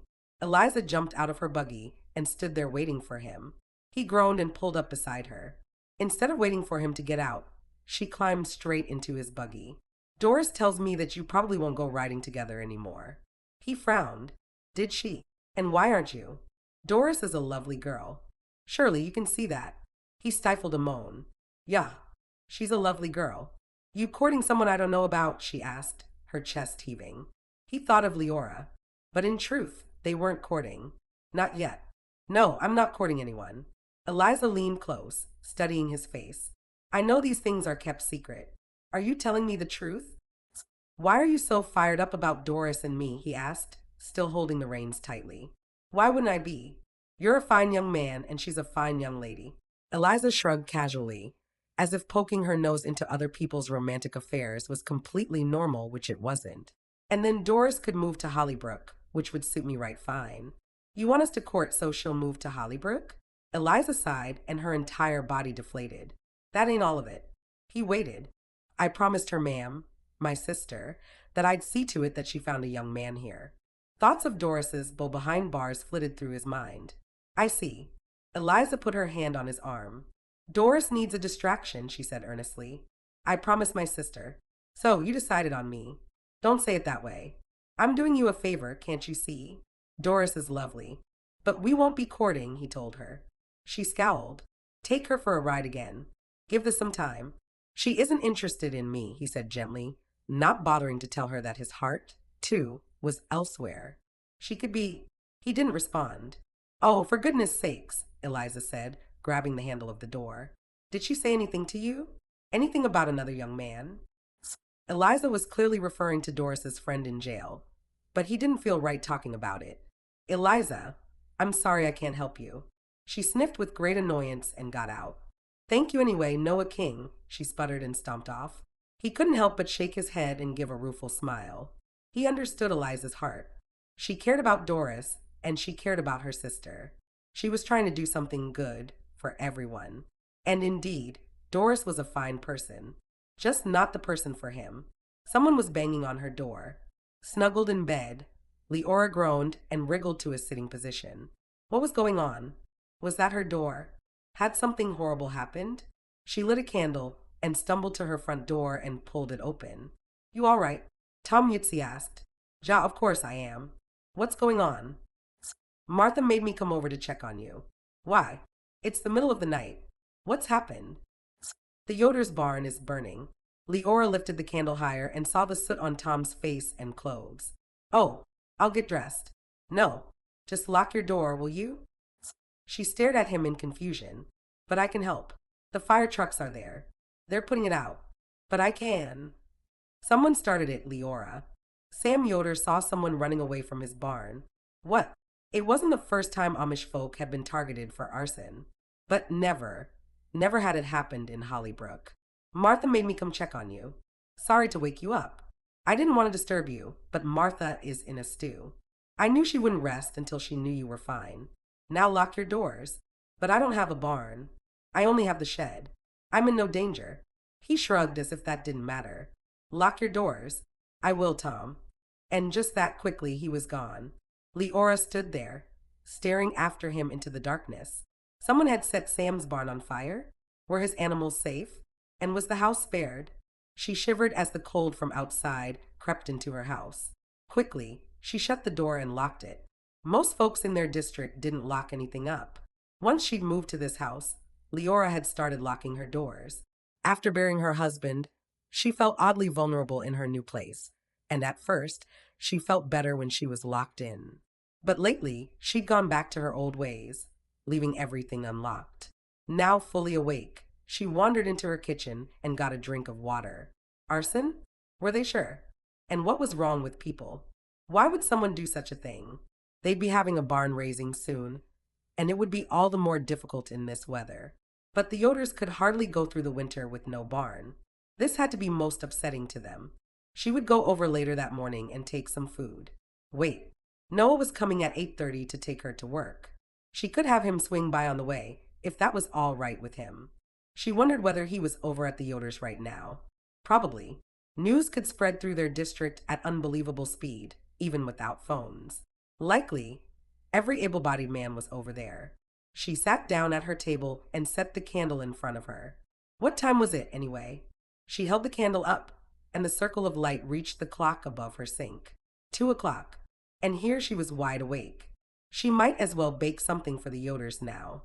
It would be better than tossing and turning and trying to go back asleep. She could bake the Yoders some biscuits and a cake. She stood up and lit the lantern she kept on the counter. Its light filled the room, and she blew out the candle. She rummaged through her cupboards, getting out all the ingredients she needed. Then she turned on her cook stove to preheat. It was cold in the house. The fire she'd banked in the heating stove before turning in must have gone out. She went to put another log on it and then remembered she needed to bring in another load of logs from outside under the roof overhang. She stood, debating. Should she go outside right then and fetch the logs? She remembered the look on Tom's sooty face. Was whoever started the fire still about? She shuddered. Surely not. And besides, a person who started fires wasn't likely a person who would hurt someone. They were two different things entirely, weren't they? Leora moved to the side door and put her hand on the knob, but she didn't turn it. An unreasonable fear took hold of her. Oh, but this was silly. She turned the knob, but she still didn't pull the door open. She drew in a long breath. No, she wouldn't go outside in the night. She would just work in the cold. She rechecked the lock and went back to the kitchen counter. Her hands trembled slightly as she began measuring out the cups of flour. Chapter 10. Leora was perched on the arm of her couch, craning her neck to see outside when Noah showed up the next morning. She was completely ready, bundled up with her baked goods tucked into a basket. When the buggy came to a stop, she got up, grabbed her basket, and went outside. Noah was just climbing out. Oh, Leora, you're ready. I am, she answered. He looked tired. Were you at the Yoders last night? His eyes widened. I was. You heard about the fire. Yeah. Tom Yutzi came by in the middle of the night. Noah took her basket from her. He did? Why? Martha was worried about me. He nodded slowly. Everyone is a bit skittish. So then, the fire was set. Tom told me. Noah opened her side of the buggy and placed the basket behind her seat. It's happened in other districts, but never ours. No, never ours. She climbed into the buggy, but before Noah could shut the door, she put her hand on his arm. Do you think it was a one-time thing? I pray so. You don't think the person will come around and set more fires? Noah looked deeply into her eyes. She dropped her hand, but she didn't take her eyes from his. Are you worried, Leora? His voice was soft. She blinked. No. No. I'm fine. It's all right, You're entitled to be concerned. No, she said quickly, embarrassed now. I just wondered is all. He didn't move, and his gaze stayed fixed on her. The cold outside air wafted into the buggy, mingling with the heat pooling close to her feet. You have locks on your doors, he asked. Yeah, of course. And you use them? Tom told me to lock up last night. He's right. It's a good idea. We better get going. I thought maybe we could stop by the Yoders. I have some baked goods for them. He glanced behind her to the basket he'd put on the floor. That was right nice of you. She shrugged. I was awake. You baked in the middle of the night? Yeah. He shook his head and smiled. If I'd known you were up and baking, I'd have stopped by for a bite. He laughed and then seemed to realize what he'd said, and his face turned red. He backed away. You're right. We'd better get underway, or you'll be late for work. He shut her door and went around to his side. They started down the road, and it didn't take long to arrive at the Yoder's place. Noah turned the buggy up the drive, and Leora suppressed a gasp. What was left of the barn stood like a hulking shadow of charred wood. Most of the walls had crumpled, leaving only some beams and a jagged portion of roof. The ground was heaped with blackened chunks of wood and ashes. The ground around the barn looked soggy and grooved with tire tracks, probably left by the fire trucks. She put her hand to her mouth and shook her head. It's gone, she whispered. Burned to the ground. Noah was solemn as he said, "Ja." Nothing left to salvage. It was as if they were driving through a cemetery, slowly and almost reverently. Noah's eyes were misted over, and Leora held back her own tears. The animals? She asked, fearing the answer. They're safe. She exhaled with relief. When they neared the house, Ellen Yoder stepped out onto the porch. She wiped her hands down her apron. Her face was ragged, and it looked as if she hadn't slept in days. Leora grabbed the basket from behind her seat and got out. Oh, Ellen, I'm so sorry, she said, going to Ellen and giving her a hug. How are you faring? We're all safe, thanks be to God. Noah tells me that your animals are safe, too. Ellen nodded and wiped a tear from her eye. Yeah, we got them all out. I brought you some baked goods, Leora said, holding out the basket. Ellen took it with a smile. Thank you, Leora. That was kind of you. It was the least I can do. When will the barn raising be? I don't rightly know. The bishop will be coming by later this morning. Truth is, we aren't supposed to touch the ruins until an inspector goes through. They're looking for clues, I suppose. It's hard to believe someone would do such a thing. Ellen blew out her breath. We must pray for them. A person like that has got to be hurting. I think you're right. People were mighty upset last night, she went on. It gives a person an unsettled feeling. You know, to think someone is out there. I locked my doors last night, and when I left the house this morning, you know, Leora, we try to live apart from the world and worldly things. But sometimes the world invades us. Leora had never heard it put quite like that. It gave her an uneasy feeling, but she agreed. Thought she didn't like to think about it. We'll just continue praying for God's protection, Leora said. Can you come in for a few minutes? Ellen offered. No, I'm on my way into town for some errands, she said, and then she corrected herself. Actually, I'm on my way to work at Jeffreys' diner. There. Her friend Martha couldn't accuse her of being mysterious right then. She wondered if Ellen would question her about her job, but she was clearly too distracted, which was understandable. Goodbye, Ellen. Give your husband my greetings. I will. He's fast asleep sitting in his chair in the front room. Thank you for coming by and for the food. I'll be here with more food on the day of the barn raising, Leora told her and turned to go. Back in the buggy, Noah smiled at her. I bet she was right glad to get the food. Seemed so, Leora said, her mind still coming to grips with the blackened pile of what used to the Yoder's barn. How many times had she attended preaching service in that barn? She couldn't remember, but she'd always liked their barn. It was more airtight, making it warmer in the winter months. And Sam Yoder kept it spotless, which was no small task. Well, they'd soon have another barn. Their district would see to that. Has the bishop been by yet? Noah asked. When's the barn raising? She doesn't know, but the bishop is coming soon. News will spread quickly, Noah said. It'll be arranged by nightfall, for sure and for certain. Leora nodded, settling back for the ride into Hollybrook. But they were stopped on the way when another buggy pulled them over on a wide spot in the road. Any more information on the fire? Henry Lapp called out through his buggy window. Nothing new, Noah said. How are you doing, Henry? A bit tired from last night is all. The missus was plenty upset. I had to practically keep vigil the rest of the night to make sure no one set our barn on fire. Nasty business, Noah said. You're right at that, Henry said. It's got everyone on edge. I hope the Englishers get it figured out before anything else happens. I'm sure nothing more will happen. I hope you're right, Noah. Henry craned his neck. Leora Fisher? That's you? Good morning. She leaned around Noah.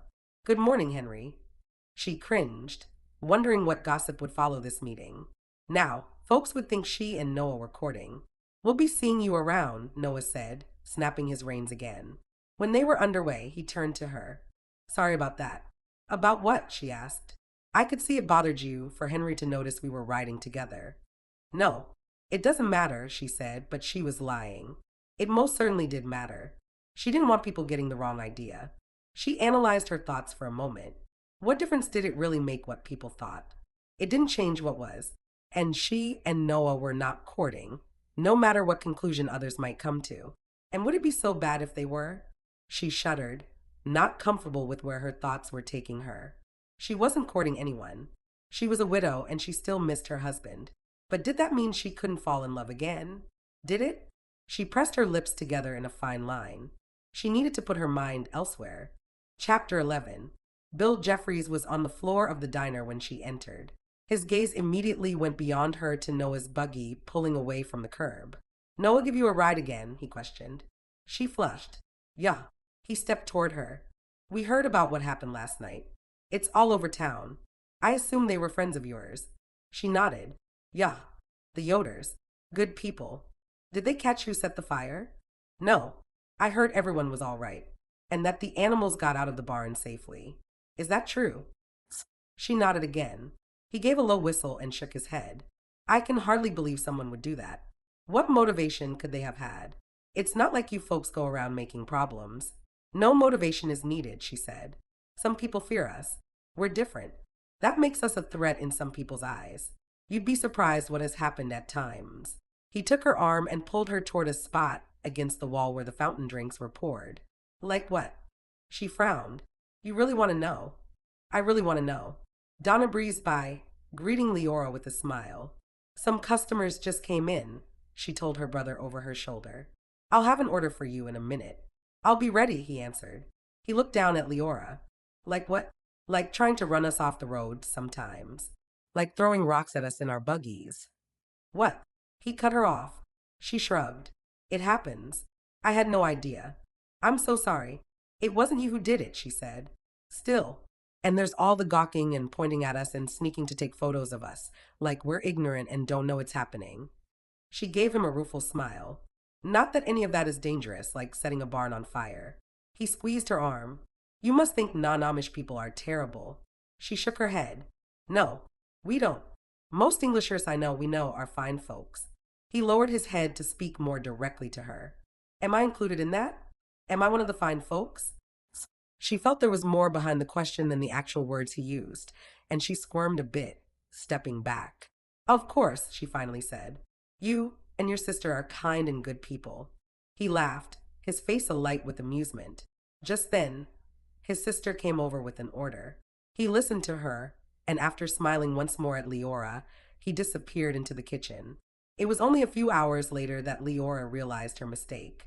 She hadn't made arrangements for Noah to pick her up, nor had he asked when she'd be ready.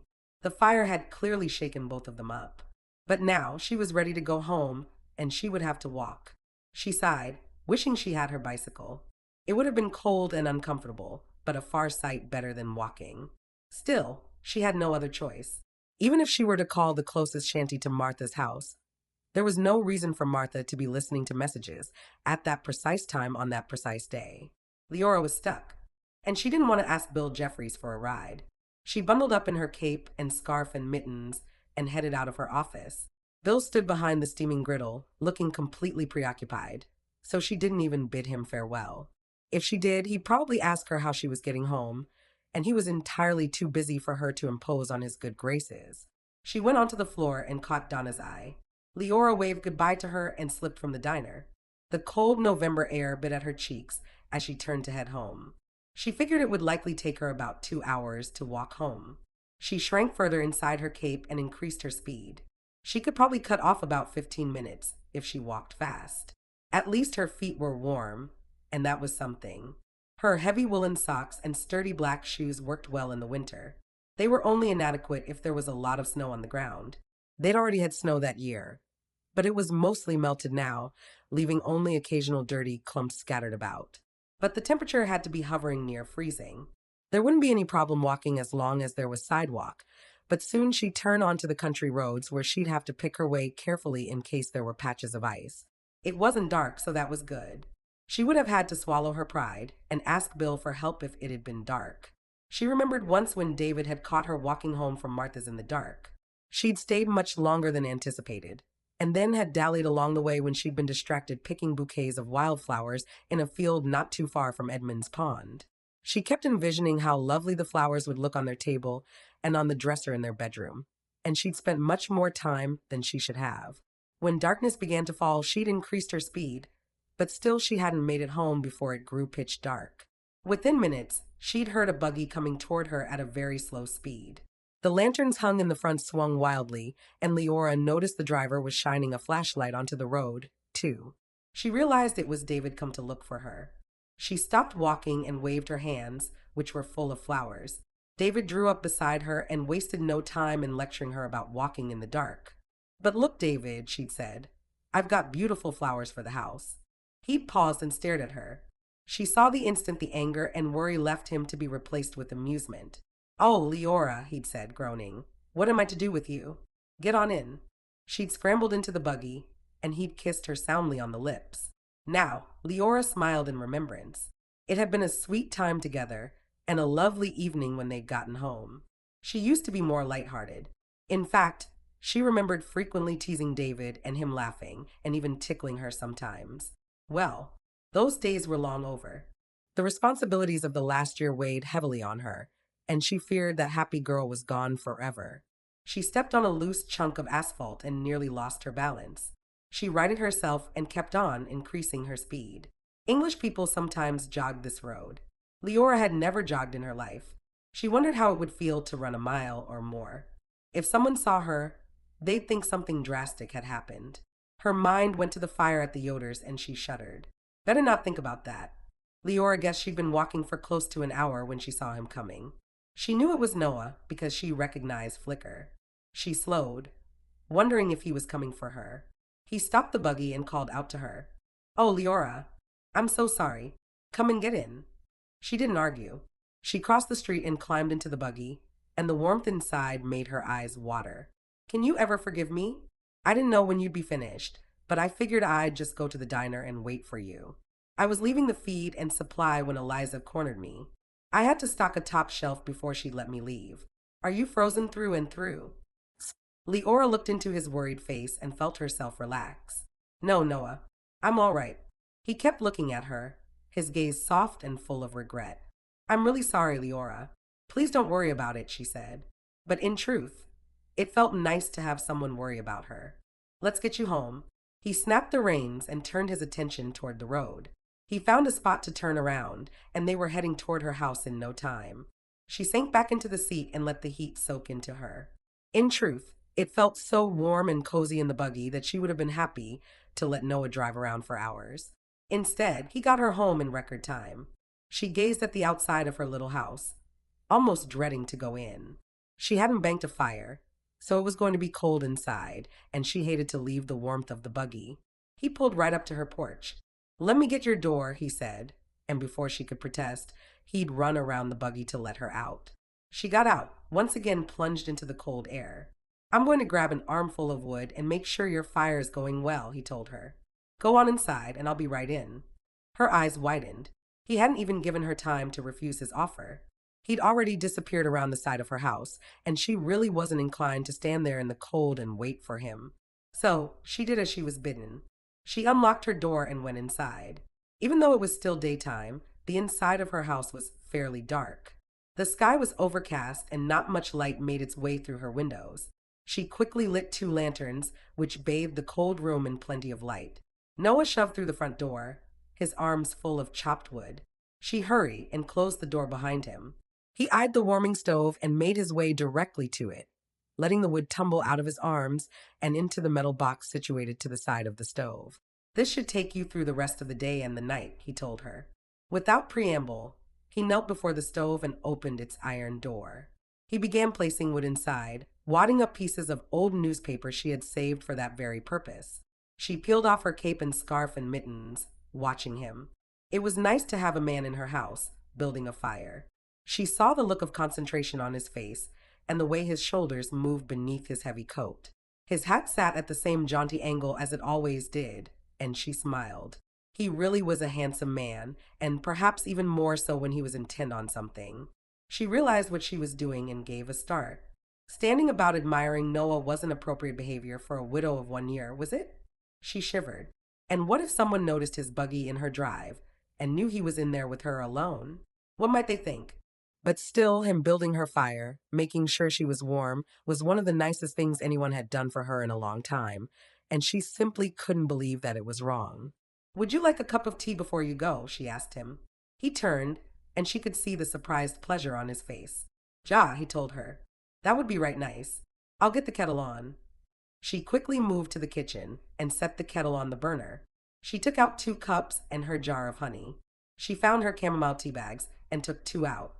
She turned and nearly jumped. He was in the doorway, watching her. "Oh," she said, flustered.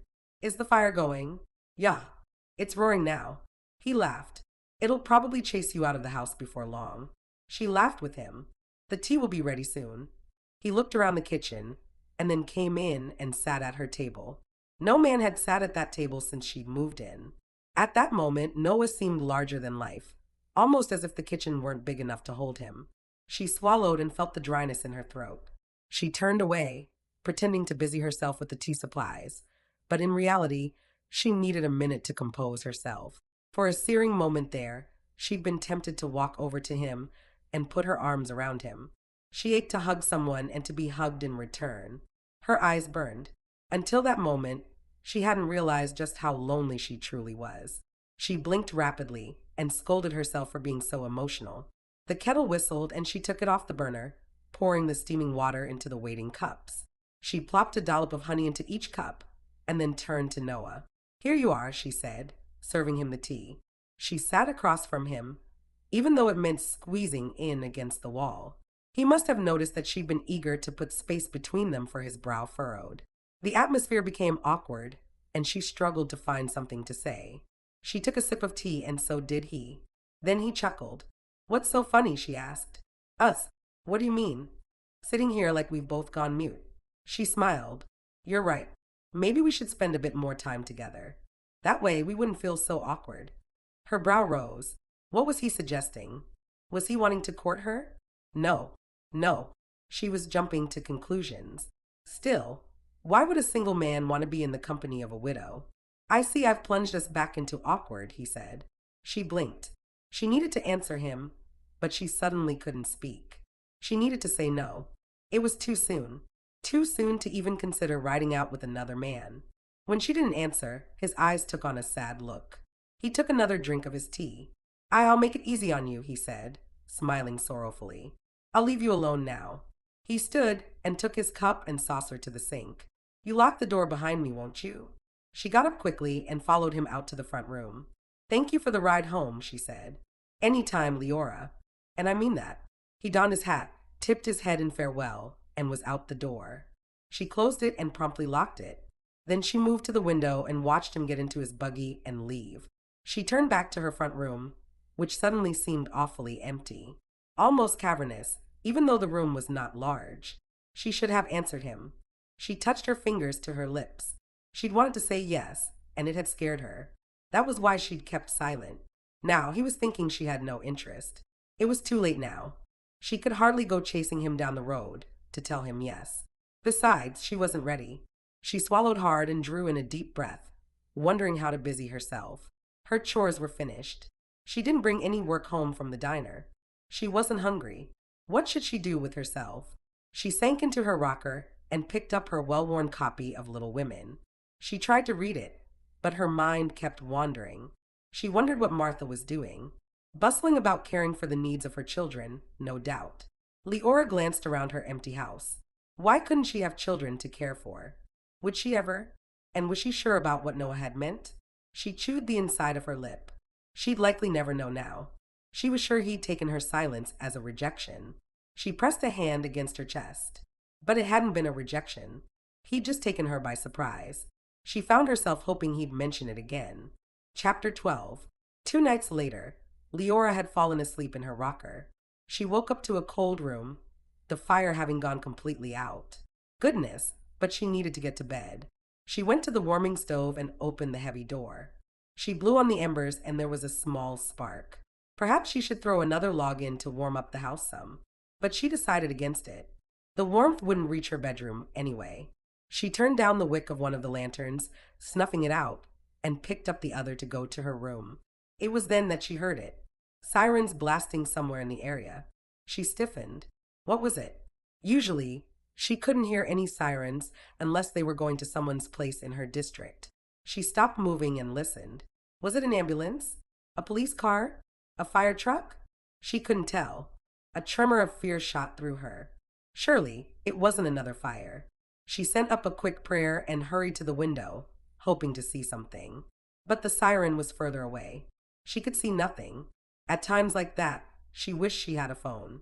She wanted to know what was happening, but she could hardly get on her bicycle at that time of night and go pedaling madly down the road. She set the lantern down and stared out the window, putting her arms around herself. God, take care of whoever it is or whatever it is, she murmured. She heard a second siren join the first, and she shuddered. Oh, please, don't let it be someone hurt. She didn't know what to do. But then what could she do? The coldness of the room crept into her until she was shivering. She needed to get to bed. Standing there in the cold wouldn't help anyone. Reluctantly, she picked up the lantern and went to her room. She quickly changed into her nightgown, went to the bathroom, and then returned and crawled into her cold bed. She should have heated a brick and put it between the sheets earlier. Well, she hardly could have done that considering she'd fallen asleep in her chair. She lay on her side and pulled the quilts up to her chin, drawing her knees toward her chest. She closed her eyes, but she could still hear the sirens wailing. It was only one siren now, so she assumed that was a good sign. She lay there with her eyes wide open. Sleep didn't seem within grasp. She tried to think of soothing things to relax herself, but it was of no use. And then she heard the gravel on her drive crunch and the sound of a horse snorting. She shot out of bed and ran through the dark to the front room. She peered out the window, expecting Martha's husband, Tom, again. But it wasn't Tom. It was Noah. She fumbled with the lock on the door and got it open right as he was about to knock. Noah, I told Tom I'd check on you, he said. It's another fire. No, she cried, covering her mouth with her hand. We think it's the same person or people that did this. It's the Gutsman's barn this time. Marley Gutsman had just given birth the week before. And wasn't her husband in Linder Creek for a few days to help his cousin? No, she said again. Can I come and help? I could stay with Marley. The men are all there helping. I don't know. I'm coming, she insisted, dashing back to her bedroom. She lit her lantern and quickly got dressed. She bundled up and then ran into the kitchen and snatched up the fresh loaves of bread she'd made the day before. She doused the lantern and locked the door behind her. I don't know if I should. I'm giving you no say in it, Noah. I'm going. I think Marley's husband is away. He is. Come on, then. She'll be glad to see you. They hurriedly got into the buggy and were off. Again, Leora was grateful for Noah's buggy heater. Can they save any of the barn? I don't know, Noah told her. I hope so. The fire trucks got there sooner this time. And the animals, they're safe. Noah, who would do this? Who would do such a thing? She could see his grim face in the light from the street lamp. I don't know. It defies reason. It defies reason. Yes, he was right. It did defy reason. They were silent then the rest of the way. When Noah turned into the Gutsman's place, it appeared to be in total chaos. But as she looked more closely, she saw a rhythm to the firemen's actions. The men from the district had saved some of the bales of hay, but they were now being held back by a fireman. The blazes licked up the sides of the barn, and the whole yard was covered in a red glow. The sirens on top of the truck circled in a steady tempo. Water gushed from the hoses, forming arcs that could be mistaken for rainbows in a happier time. And then Leora saw her. Marley stood on the porch in her nightgown, her hands covering her face. Leora barely waited for Noah to stop the buggy before she jumped out and went racing across the lawn. Marley, she cried. She went to her and held her with one arm, balancing the loaves of bread in her other. Come on, get inside. You'll catch your death out here. I see can't. Oh, Leora, what will Bart say? He's out of town, you know. He's going to come back home to no barn. This is terrible. Leora, what am I going to do? You're going to come inside, Leora said as softly as she could above the noise. Come on. She practically carried Marley back into her house. Once inside, she saw the wide eyes of Marley's oldest three. They were lined up on the couch, tears welling in their eyes. All right, children, Leora said, placing the loaves of bread onto a side table. The firemen have everything well in hand. Your ma'am just needs a minute to sit down, but you need to get back to bed now. She spoke kindly and steadily as she helped Marley into a chair and then went to shepherd the children upstairs. Who's going to show me which bed is which? She asked, working to inject a playful note into her voice and grabbing a lantern. Don't you fret. Tomorrow you'll be able to see the barn, and the animals are all safe, so no worries about that. Come on now. Show me your beds. She took them upstairs, had them all use the bathroom, and then followed them to their rooms. They didn't say much, although young Jake asked if he could help. You most certainly can, Leora told him, but not till tomorrow. That's why you must get your sleep tonight. She tucked them all in, kissed their foreheads, and walked back down the hallway to the stairs. Such sweet children, and the baby was sleeping through it all. Her heart ached for children of her own, but she didn't have time for such thinking right then. She had to tend to Marley. When she got downstairs, Marley was in the kitchen making tea. I'm sorry, Marley said, looking ashamed. I kind of fell apart out there. Leora glanced out the kitchen window. The lights on the fire truck were still circling, but the flames had died down. At least the house is far enough away from the barn that they weren't worried about us in here, Marley went on. I don't know what got into me. No lives were lost. I should be grateful. She looked over at Leora. And I am. I am grateful. Of course you are, Leora said gently. But it's a shock, nevertheless. I think being a bit upset is nothing to be sorry about. Marley poured the hot water into a row of cups. I thought the men might want some tea. She sighed and shook her head. They're likely tired. They may want to just go home afterward, Leora said. I can run out and ask them if you want me to. Would you? Leora nodded and then hurried outside, careful to stay out of the firemen's way. But they looked about finished with their job, and Leora breathed a sigh of relief. Noah saw her approach and went to her. Marley has tea ready if anyone would like any. I'll tell the men, Noah said. My guess is they'll just want to go home. I figured that. But anyway, would you offer it to them? I will.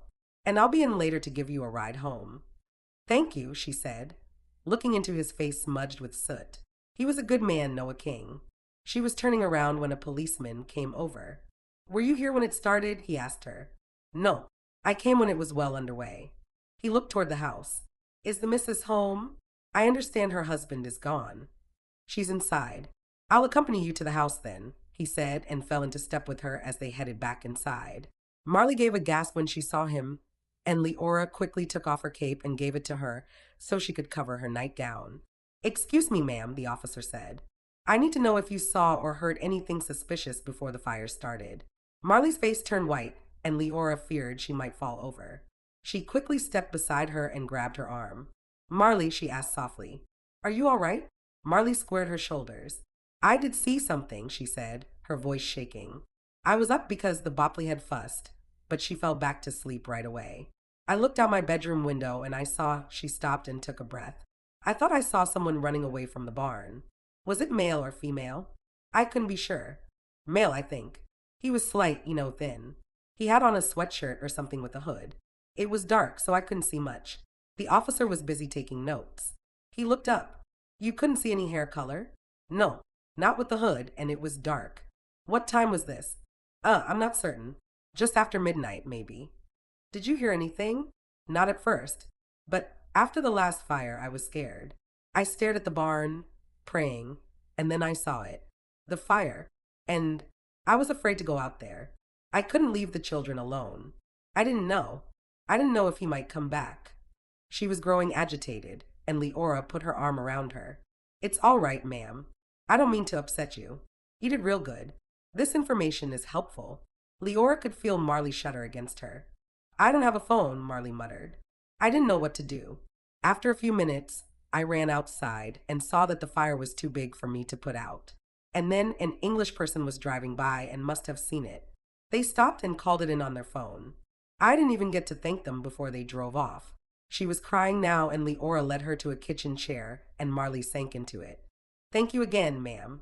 I may have more questions later, but I'll leave you for now. He closed his notebook and nodded, letting himself out. Chapter 13. Leora sat down next to Marley. I'm so sorry, Marley. Will he be back? She asked, grabbing Leora's arm. Will the person come back and hurt the children? I don't think so. Leora blew out her breath. I don't think a person who starts a fire hurts people. Marley tensed. Well, he's already hurt us, she cried. Look what he's done. That's not what I meant. And you're right. He's done enough damage. I'm not sure it was a man, Marley said softly. I think it was, but I'm not sure. The police will catch him, Leora said with a confidence she didn't feel.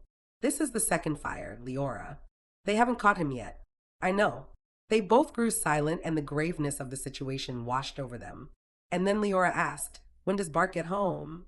Supposed to be in a few days, but I'll call the shanty close to his cousin's house. He'll come home right away. By tomorrow, maybe? Leora asked. If he gets the message soon enough, she said. Good. That's good. She took Marley's hand. I'll stay with you tonight. Well, what's left of the night? Oh, you don't have to do that, Leora. I know I don't have to, but I'm going to. She stood.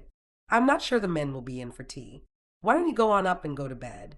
Then if the children wake, you'll hear them. They're scared, too. Probably. But they were tired. Hopefully, they're all fast asleep. Marley stood. Yeah, I should go up. The Bopley might need fed soon anyway. Go on. I'll take care of things down here.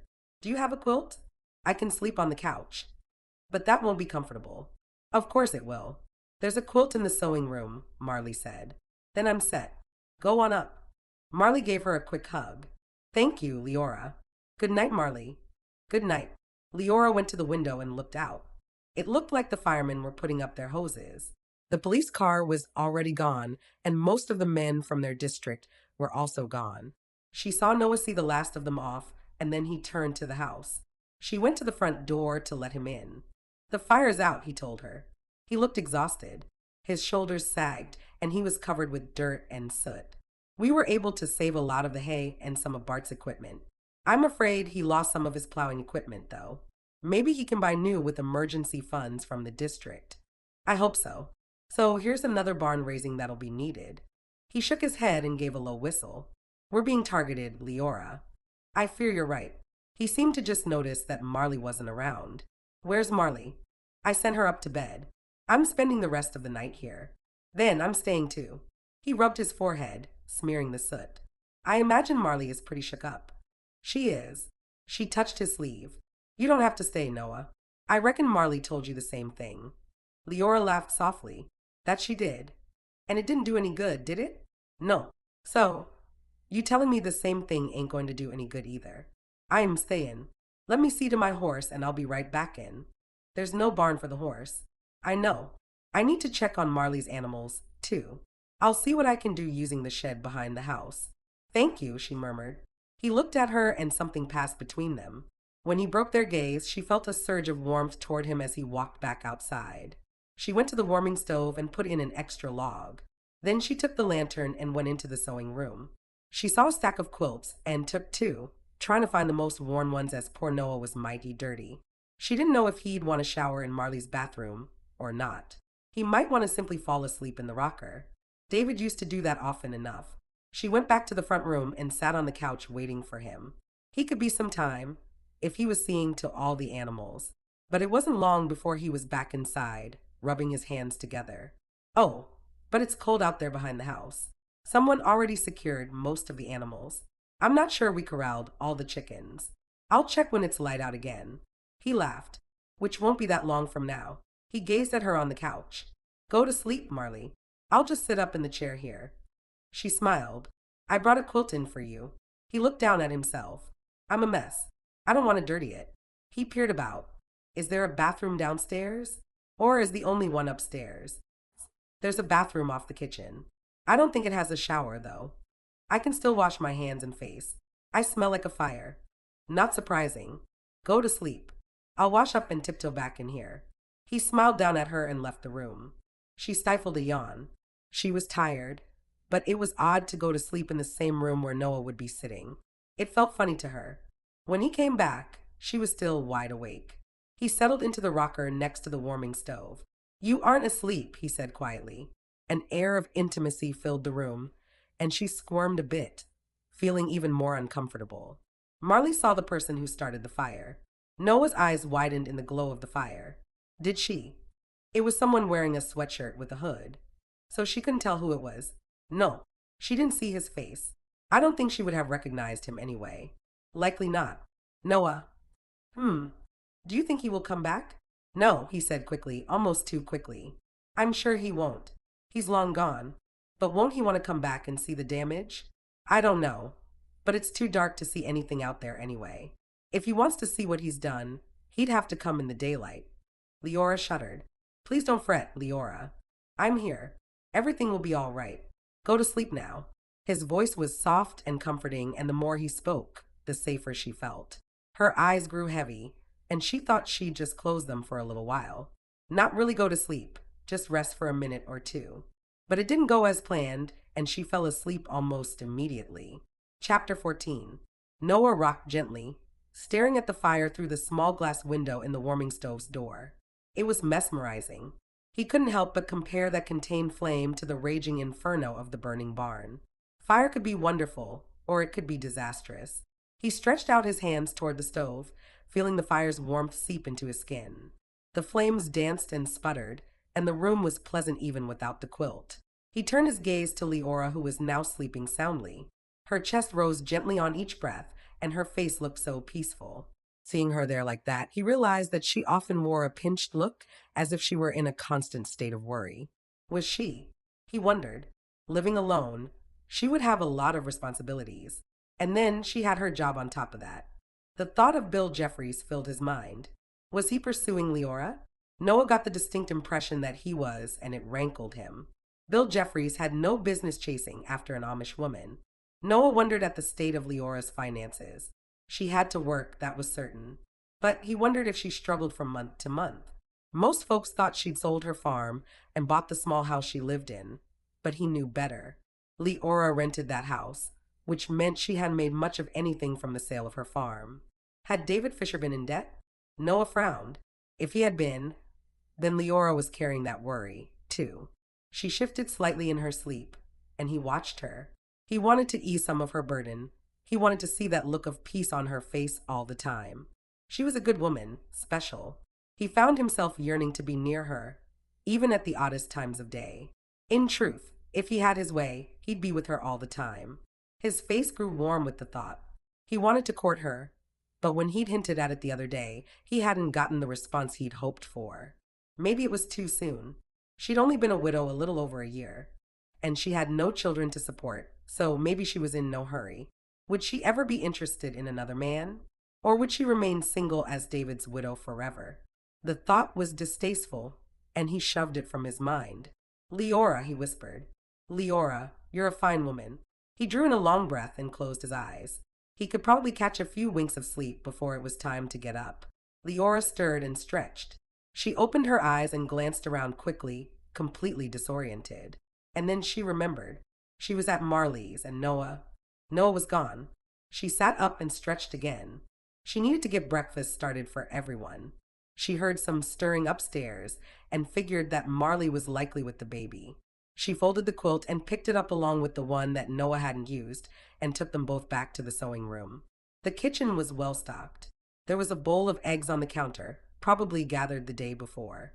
She set about making a large skillet full of scrambled eggs. She found some bacon in the refrigerator and put it on the griddle. She sliced up one of the loaves of bread she'd brought and placed the slices on a baking sheet to toast in the cook stove. There was a distinct chill in the air, and she realized she hadn't built up the fire. Well, she'd get to that after the eggs were cooked. The side door opened and a whoosh of cold air swept through the house. Good morning, Noah greeted her, coming into the kitchen. Good morning, Noah, she returned the greeting. I'll have breakfast on the table right quick. He grinned. Sounds fine. I'll stir up the fire in a minute. I've checked on the animals and managed to find a few more chickens. I imagine they weren't too happy, she commented. He laughed. No. He strode to the kitchen window over the sink and peered out. It's a right mess out there. She joined him at the window. It breaks my heart. They'll find him, Noah said. But when? And is someone else's barn in danger tonight? And what if he starts in on Amish homes? He put his hand on her arm, and she felt his touch to her very core. Don't think such things, Leora. That won't happen. We're all praying. She shook her head. Right. Of course you're right. God is watching over us. He is, Noah said softly. Oh, Noah, Marley cried, entering the kitchen with her baby on her hip. When did you get here? He never left, Leora told her. You spent the night? Noah nodded. I did. I figured it wouldn't hurt to have a man around. Marley's eyes filled with tears. You're both so kind. Thank you. She shifted the baby from one hip to the other. I need to get to the shanty and leave a message for Bart. I can do that for you, Noah said. Just give me the number. It's written on the notepad right over there, Marley said, indicating the pad with a nod of her head. She bit her lip. Have you looked at the damage? She asked, her voice faltering. Your barn is gone, Leora told her softly. Completely gone. Marley sucked in a breath, and Leora could see her gather her courage to approach the window. She moved slowly to the sink and looked outside. She made a small gasp and covered her mouth with her free hand. It can be rebuilt, Noah said, his voice gentle. You let the district worry about that. Marley shook her head over and didn't say a word. Then she looked at Noah. And the animals? They're still all right?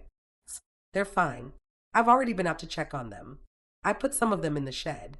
I can clear out more of the shed to have room for a few others tonight.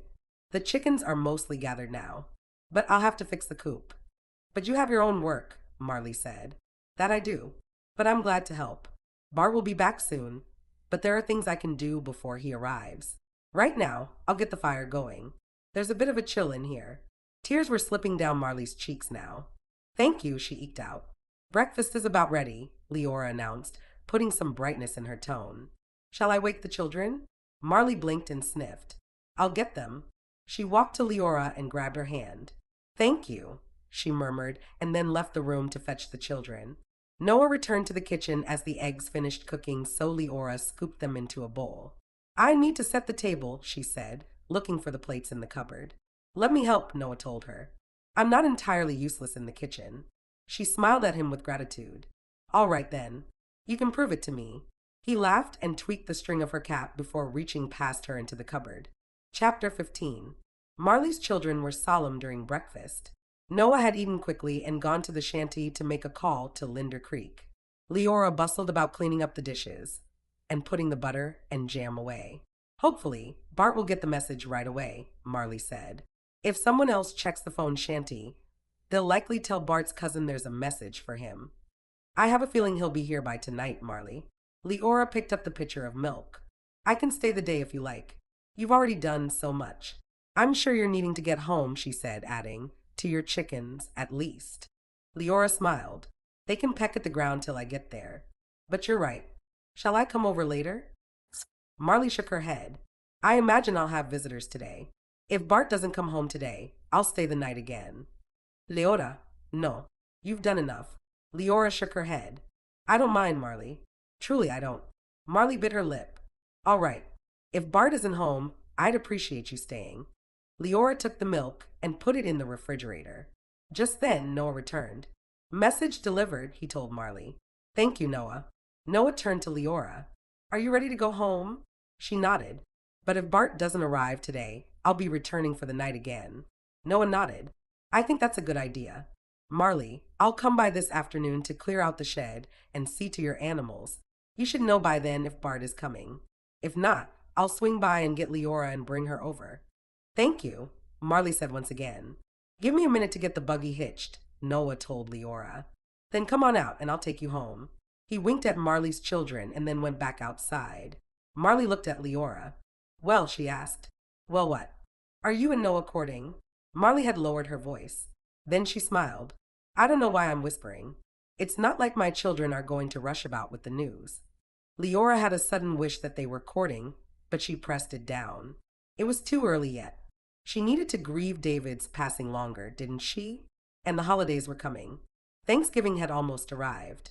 She knew the holidays were going to be hard for her without him, and she wasn't of a mind to have anyone close enough to see her pain. No, she said. Noah is just helping me with transportation since I don't have a buggy and it's getting right cold for my bicycle. Marley frowned. Why did you sell your buggy? Didn't you and David have a nice one? Leora shrugged, trying to look nonchalant. We did, but at the time, I thought my bicycle was sufficient. And I needed the money. You could get a new one, Marley suggested. And isn't there an outbuilding behind your house where you could stable a horse? I'll think on it, Leora said, hoping to bring the discussion to an end. I think Pete Miller has a pony for sale. Leora stifled a sigh. Thank you, Marley, she said, forcing a smile. I'll keep that in mind. I just don't like the idea of you freezing every time you go anywhere, Marley continued.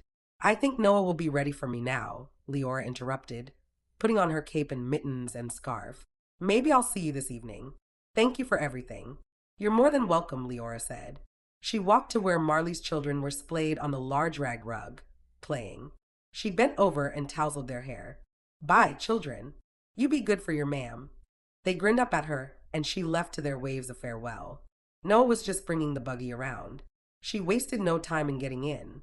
Marley really appreciated you staying the night, he told her. And you, too. He tipped his head. I was glad to do it. He frowned. I'm not really excited about you being alone these nights. I'll be fine. She folded her hands in her lap. I'm used to it and I'm locking my doors. And I don't have a barn, remember? You have that building out back. It wouldn't be a very exciting fire, she said, trying to inject some levity into the conversation, but it didn't work. It didn't work at all. Noah looked at her. It's not a joking matter. I know. Saudi. I like the idea of you staying with Marley. I'll be happy to if Bart doesn't return. And I'll stay again, too. Leora was surprised at that. She understood him staying with them the night of the fire. But how would it look if he camped out there again with her and Marley? She scowled, disgusted with herself. Sometimes public appearances weren't that important, were they? She nearly scoffed out loud. Of course they were. Public appearances were of utmost concern in their district. Still, she couldn't control what Noah did, and she quite liked the thought of his presence during the night. She shuddered. What would she do if she saw a hooded person lurking around? Would she have the nerve to leave her house and try to make it to the phone shanty? What if it was pitch dark? Would she go then? What are you thinking? Noah asked, studying her face as he gently snapped the reins. Noting. Are you worried? I was thinking about what I'd do if I saw the hooded person. He grimaced. Pray, he said. The whole district should be praying right now. I'm sure everybody is. Do you think the bishop will call a special prayer meeting? It wouldn't surprise me. If he does, and if you want to go, I can take you. Thank you, she murmured. When he turned into her drive, she could feel him studying her again. You're sure you're all right here by yourself? Of course, Noah. I'm Fine. It's my home. If you need anything, I'll be at my farm until mid-afternoon. Then I'll check on Marley. All right. Thank you. She gave him a smile before slipping out of the buggy.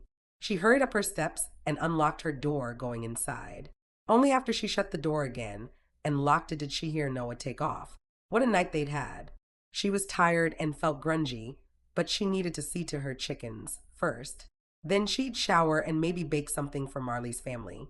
She went out the side door and scattered seed for her chickens.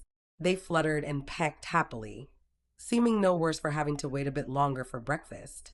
Outside, Leora glanced around more carefully than usual. She realized that she was looking for the hooded person. She laughed. How unlikely that whoever it was would be lurking around her house. In fact, her house didn't look so obviously Amish. She had no barn, no buggy sitting around, no horse or cow grazing out back. She gazed at her house, but there were no electrical wires running to the house, and there was the clothesline which was completely visible from the street. Her house looked Amish all right. Sighing, she went back inside, locking the side door behind her. She was walking toward her bathroom when she heard the crunch of gravel from out front. Was Noah back? Had he forgotten to tell her something? She went to the front room window and peered out. It wasn't a buggy at all. It was Bill Jeffreys' truck. She sucked in her breath, and her hands quickly went to her hair. She patted it, making sure it was still tucked neatly under her cap. She opened the front door and stepped outside. He was getting out of his truck. "Oh, Leora," he called. "I heard about the fire. That's 2 in 1 week." He shut his cab door and came to her, climbing the steps of her porch. "Are you all right? I am Fine, Bill. Truly." Her breath made wispy puffs of steam in the cold air. I left Donna at the grill. The woman hates me now. He laughed. But as soon as I heard, I had to come check on you. I appreciate it, but I'm fine. He smiled down at her and she warmed at his concern. She hesitated, debating a bit before saying, "Can you come in for a minute? Would you like some tea?" He nodded and she could see how pleased he was. "I can stay for a while. Not too long, though, or my sister might plan my demise." He laughed again and followed her inside the house. She went to the kitchen and put the kettle on. She could do with some tea, too. When she returned to the front room, she saw Bill kneeling before the warming stove, coaxing a fire to life. She smiled. He looked natural there, blowing into the stove and feeding it kindling. The fact that he'd thought to get the fire going surprised her. For some reason, she didn't think of the English as having fire-building skills, an unfair generalization, she supposed. "Thank you," she said. He glanced over at her. "I can't have my best employee freezing to death, now can I?" She smiled. "I don't imagine I'd freeze." "I've got it going now," he said with satisfaction. He put in another log and then stared at the flames a while longer before closing and latching the door. "I assume you knew the family whose barn was burnt." "Yeah, I spent the night over there." He stood. "You did? You must be exhausted then." "I am somewhat. In truth, I just got home." His brow furrowed. "Oh dear. And then you have company within the first minute or two. You probably want to lie down for a bit." "I won't stay. The tea is almost ready." "Surely. You can stay long enough to drink a cup." Why in the world was she pushing him to stay? He was right. She was exhausted. Yet looking at him, seeing his concern for her, touched her and made her wish he would stay, if only for a while. "I suppose I could have a bit." He laughed, or as those in England say, a spot of tea. He put on an accent and she laughed. It felt good to laugh, and she realized just how tense she was. He followed her into the kitchen and sat at her table. How odd. No man had ever sat there until just recently, and now two different men had been there within days of each other. Bill Jeffreys wasn't a big man, not as big as Noah, but he still filled the room. She poured the tea, thinking how nice it was to have two kind men in her life. And just that quickly, shame filled her. What was she doing? Was she encouraging these men somehow? Did they both have intentions toward her? Was she betraying David's memory? "We just got a huge reservation for Thanksgiving dinner," Bill said. "A party of 18 want to have their meal at the diner." Leora gave a start, yanked from her ruminations. "Oh, but that's good, ain't so?" "Sure is. And we always have others who come by. We may have to add a couple extra tables for the day." Donna is pleased. "I'm glad." She served him the tea and then stood by the counter, sipping hers. "You're not going to join me at the table?" he asked, his voice thick. She licked her lips, feeling suddenly awkward. For a quick moment, she wished it were Noah sitting there. He was Amish, and this man wasn't. She couldn't forget that. "I could join you," she said, sitting at the end of the table. He reached over and put his hand over hers. She felt his warmth sink into her. "I'm real sorry about what's happening right now to your people. Are you scared?" His frankness disconcerted her. Well, it is a bit of a worry. You're likely wondering who will be next." She stared at him. Was he reading her mind now? He sighed. "I would be wondering if I were you. Do the police have any leads? Have they made any progress at all?" She shrugged. "Not that I know of. I'm glad you don't have a barn, Leora." He squeezed her hand and then removed his. She stared down at where his fingers had been. She blinked hard and then took a sip of the hot tea. "How did you get home this morning? Please don't tell me that you rode your bike." "No," she said, shaking her head. "I didn't ride my bicycle." He gave her an expectant look and waited. "Noah gave me a ride home," she said, wondering why she felt like keeping it a secret. What difference would it make to Bill Jeffreys? But it did make a difference. She could see it in his eyes. "I see," he said. Silence stretched out between them until he asked, "So, is he your boyfriend?" "Noah?" she asked, although she knew full well he meant Noah. "Yes, Noah." Bill's sister had asked her the very same thing the other week. She gave Bill the same answer. "No, he's not." Bill's shoulders relaxed, but Leora felt uneasy. Noah wasn't her beau, but many times lately, it seemed as though he was. By saying no, it almost felt as if she were betraying him, the same way it felt as though she were betraying David. Suddenly, she was exhausted, tired to her very bones. She put her cup down. Bill was watching her closely. I think I better go, he said, standing. Thank you for the tea, Leora. She scrambled up from the table, too. You're welcome. Don't come in today, all right. You stay home and rest. He looked down at her with tenderness. Take care of yourself. I will, she whispered. Don't see me out. I know my way. He gave her a winning smile and was gone. She sank back onto her chair and stared at her cooling cup of tea. She needed to go to bed. Maybe she would sleep for days. She didn't like all the confusion whirling inside her. And the fear. Not until this last week had she felt afraid to stay alone. She had felt lonely and sad, even a bit displaced, but never so afraid. She didn't like it. With an impatient sigh, she carried both cups to the sink. The house was warming up nicely now. Bill must have made a good fire. It had burned for a while without her interference. She should take a shower, but she didn't.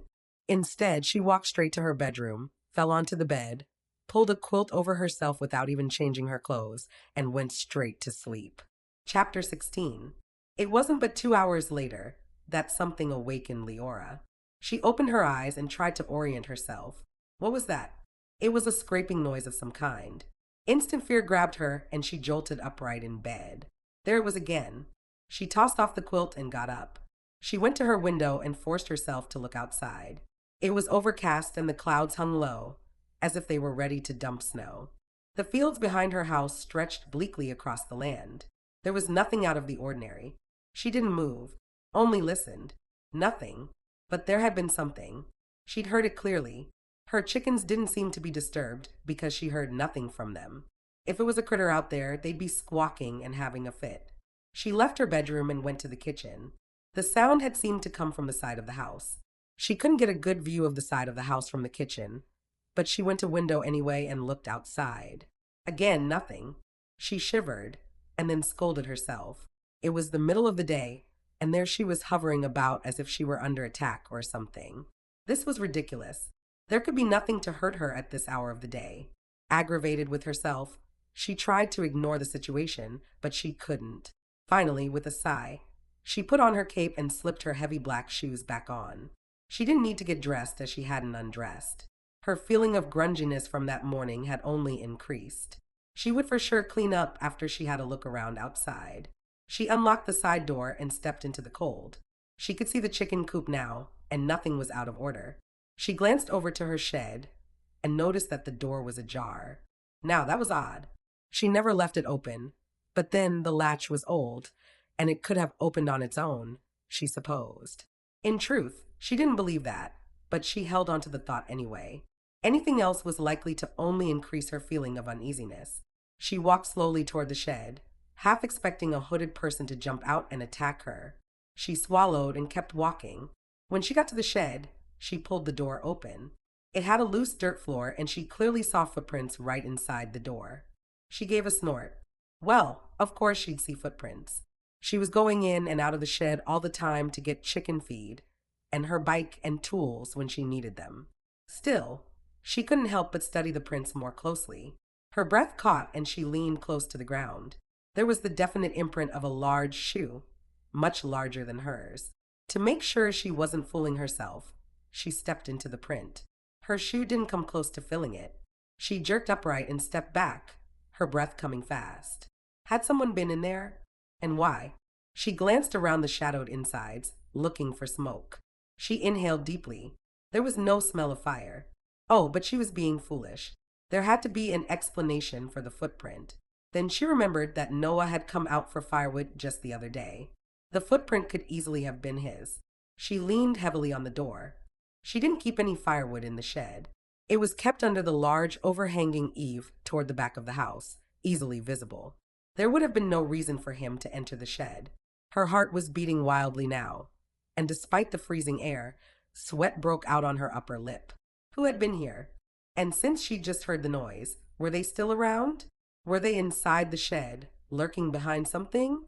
In panic, she slammed the door shut and closed the latch and ran back inside her house, locking her side door with fumbling fingers. She stumbled to the kitchen table and sank down on her chair. No, no, no. She was being ridiculous. Oh, but those fires had gotten inside her brain. There was a perfectly good explanation for both the noise and the footprint, She just didn't know it. Her imagination was playing tricks on her. Goodness. But she'd have a good laugh about this later. Why? She could even tell Noah about it and they'd laugh together. Noah. She wished he were there. She glanced out the kitchen window as if wishing would conjure him up. But all she saw were the naked branches of her oak tree reaching to the sky like a massive disjointed rake, rustling ever so slightly in the breeze. Her heart was beating wildly, and she worked to take slow, calm breaths. She was being ridiculous. Where was Noah? Why didn't he come? Why should he? She asked herself. He had no cause to come over right then. She needed to stop shivering. Do something, she told herself. Get up and do something. She stood up and looked around almost frantically. No dirty dishes to wash. Wait, she hadn't eaten for a while. She could fix herself a nice meal. That would be calming, and she could pray while she worked. Yes, this was a good idea. She murmured a prayer to God as she went about fixing herself a nice fat sandwich of leftover meatloaf. She was generous with the ketchup and mustard, slicing the sandwich into neat halves. She poured a glass of milk and sat down to eat. She said another silent prayer and then picked up one of the halves and took a bite. It was good. In truth, the meatloaf had been one of her best. But right then, she could hardly enjoy it. Her gaze kept darting outside, scanning her yard. Was he there? The hooded man? Was he somehow watching her right then? She jolted from her chair and yanked the curtains closed. She swallowed hard and sat back down. She picked up her sandwich and took another bite, but she couldn't do it. She couldn't eat. She forced herself to chew and swallow the bite and then dropped the sandwich back to the plate. What was wrong with her? This wasn't like her. She wasn't a fearful person. She stood up and began pacing a circle in her small kitchen. This was unacceptable. She would not live like this. Goodness. But she hadn't even taken off her cape. Good. She would go back outside. Prove to herself that she was being ridiculous. Prove to herself that she wasn't a fearful woman who cowered inside at the merest breath of danger. She would go out the front door this time. She would go out there for anyone to see. And she would check on her chickens, and she would go to the shed, open it up, and grab a few handfuls of seed. The chickens wouldn't mind being fed another time that day. Maybe they'd reward her with a couple extra eggs the next morning. She smiled at the thought and went outside, stepping boldly onto the front porch as if proclaiming her presence to the world. Then she marched around the house to the shed, and clenching her jaw, she slid open the latch. She opened the door, letting the light fall in a swath of white onto the dirt floor. She stepped inside, reaching into the feed bag. She took 2 handfuls of seed and went to the coop, deliberately leaving the shed door open to prove to herself that she wasn't afraid. She scattered the seed, to the delight of her chickens. They fluttered about, pecking the earth with complete cackling joy. She grinned at their display of enthusiasm. The cold nipped at her cheeks, and she began to feel some better. Nothing like watching chickens to lighten one's spirits. When her fingers began to grow numb, she turned back to the shed to go over and close it. It was closed. She gasped and froze, and the truth slammed into her. There had been someone inside. She had trapped someone and then let them free. She swallowed and her chest tightened. Wait, maybe the wind had closed the door. She was creating scenarios again, imagining things. She swallowed and walked the short distance to the shed, biting her lower lip to keep it from trembling. The shed door was latched. She fell back a step. She was not imagining things. The wind had not shut the door. Tears sprang to her eyes, and for a long minute she couldn't move. The cold air filled her and she shivered. Go inside. Go inside. Go inside. She hadn't locked the front door. What if whoever it was had gone into her house? No, they wouldn't have. This behavior made no sense, right? The hooded man was an arsonist, not a murderer. Murderer? Her mind was going crazy now. Without thinking, she went to her shed, opened the door again, and rolled out her bicycle. After latching the door, she mounted her bicycle and took off down the road. She was so intent on her mission that she barely felt the frigid breeze that blew against her. She wanted to go see Noah. He'd know what to do. But she could hardly do that, could she? A widow peddling over to a single man's farm? She couldn't do that. She'd go to Martha's. It was only a bit further down the road. She'd feel better if she stayed a while at Martha's house. Besides, hadn't she promised Martha she would visit more often? And if Tom were there, he could come back with her and check her house for intruders. She heard a car behind her and moved as far to the side of the road as she could. It zoomed past, its tailwind making her waver slightly. She was becoming more aware of the cold air, but she ignored it. Martha's house wasn't that far away. But when she neared Noah's house, which came first, she couldn't help herself. She turned in and rode straight to the barn. The door was open, and she felt sure Noah would be inside. He saw her coming before she spotted him. Leora, he called. She looked to where his voice came from and saw him put down some kind of tool. He walked straight to where she'd stopped, straddling her bike. His brow furrowed. What is it? You look spooked. He grabbed her arm. What's happened? And suddenly she couldn't speak further. She began to cry and then was so ashamed of herself that she sputtered, trying to hide it. Mifine. It's just that. He held onto the handle of her bike. Get off, Leora. Take a breath. Climb off. There you go. He set her bicycle on the ground and turned to her. What's happened? She looked up at him, at the concern in his eyes, and began to cry all over again. He put his arm around her shoulder and drew her inside the barn out of the breeze. Are you hurt? She shook her head, sniffling and wiping at her eyes. Soda. For what? You've nothing to be sorry for. Oh, you're cold, Leora. Let's go inside. She shook her head. She couldn't go inside his house. What would people think? Come on, he said. His arm was still around her shoulder, and despite her protests, he took her straight into his house. Sit down, he instructed, leading her to the rocker beside his warming stove. He knelt before the stove, poked around inside a bit, and put in another log. Closing the door, he got up and pulled another rocker close to hers. He sat down. Take your time, he said. But I want to know what happened. Chapter 17. Leora pressed a hand against her chest, and her breathing slowed. She felt absurd now, sitting there like a hysterical woman. She took another breath. I am sorry. It's nothing. Clearly, it's not nothing if you're upset. I think that the hooded person was in my shed, she told him. He jumped out of his chair. What? Did you see him? Her eyes widened. She hadn't expected such a reaction from him. He leaned close. Did you see him? Did he hurt you? His voice rose with every word. No, she said. No, I didn't see him.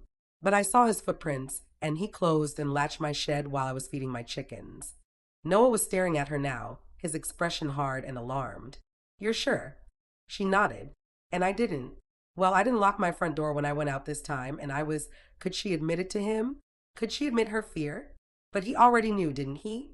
She was there, wasn't she? I was afraid he had gone into my house. Noah hands fisted at his sides. You didn't go in, did you? No, I am sorry. I should have checked. No, you shouldn't have. You did the right thing. I'll go back there. I'll check inside. But what if he's dangerous? He sets fires, Leora. I'll be all right. You can stay here and wait till I get back. No, she cried, and then felt embarrassed at the frantic note in her voice. I want to go with you. He studied her for a long moment. All right, we'll go together. I'll put your bicycle in the back of my buggy. She let out her breath, not realizing she'd been holding it. Thank you, Noah. He touched her cheek with the back of his fingers. She felt his rough skin, felt the warmth of his hand, felt the emotion of his touch, and her eyes burned with unshed tears. Thank you for coming to me, he said softly. I wasn't going to, she whispered. I was really heading for Martha's house. He smiled tenderly at her. But you didn't make it there. She shook her head. I didn't make it there. I am glad. I'll hitch up the buggy and we'll go. She helped him hitch up Flicker, and he smiled at her more than once over the horse's back. He hefted her bicycle into the back of the buggy, and they both got in. Neither said anything as they drove to her house. She glanced at him every few moments and saw the set of his jaw and the look of determination on his face. Do you think we should contact the English police? She asked. He shook his head. At this point, there's no need. We don't know for sure if he's even still there. Maybe I imagined it all, she said, now that her nerves had settled some. Maybe it was all in my mind. He looked at her. I don't think you would have imagined a shed door shut and latched, he said. Nor would you have imagined footprints in the dirt. She swallowed and nodded. He believed her. He didn't think she was being emotional. It didn't take long to arrive at her house. Noah drove the buggy straight to the porch and got out. He paused before shutting the buggy door. I'd rather you stay here, he said. She didn't argue, she just nodded. He shut the buggy door and climbed her porch steps and disappeared inside. Leora didn't know what she expected, but she scooted forward on her seat, and every muscle in her body was tense.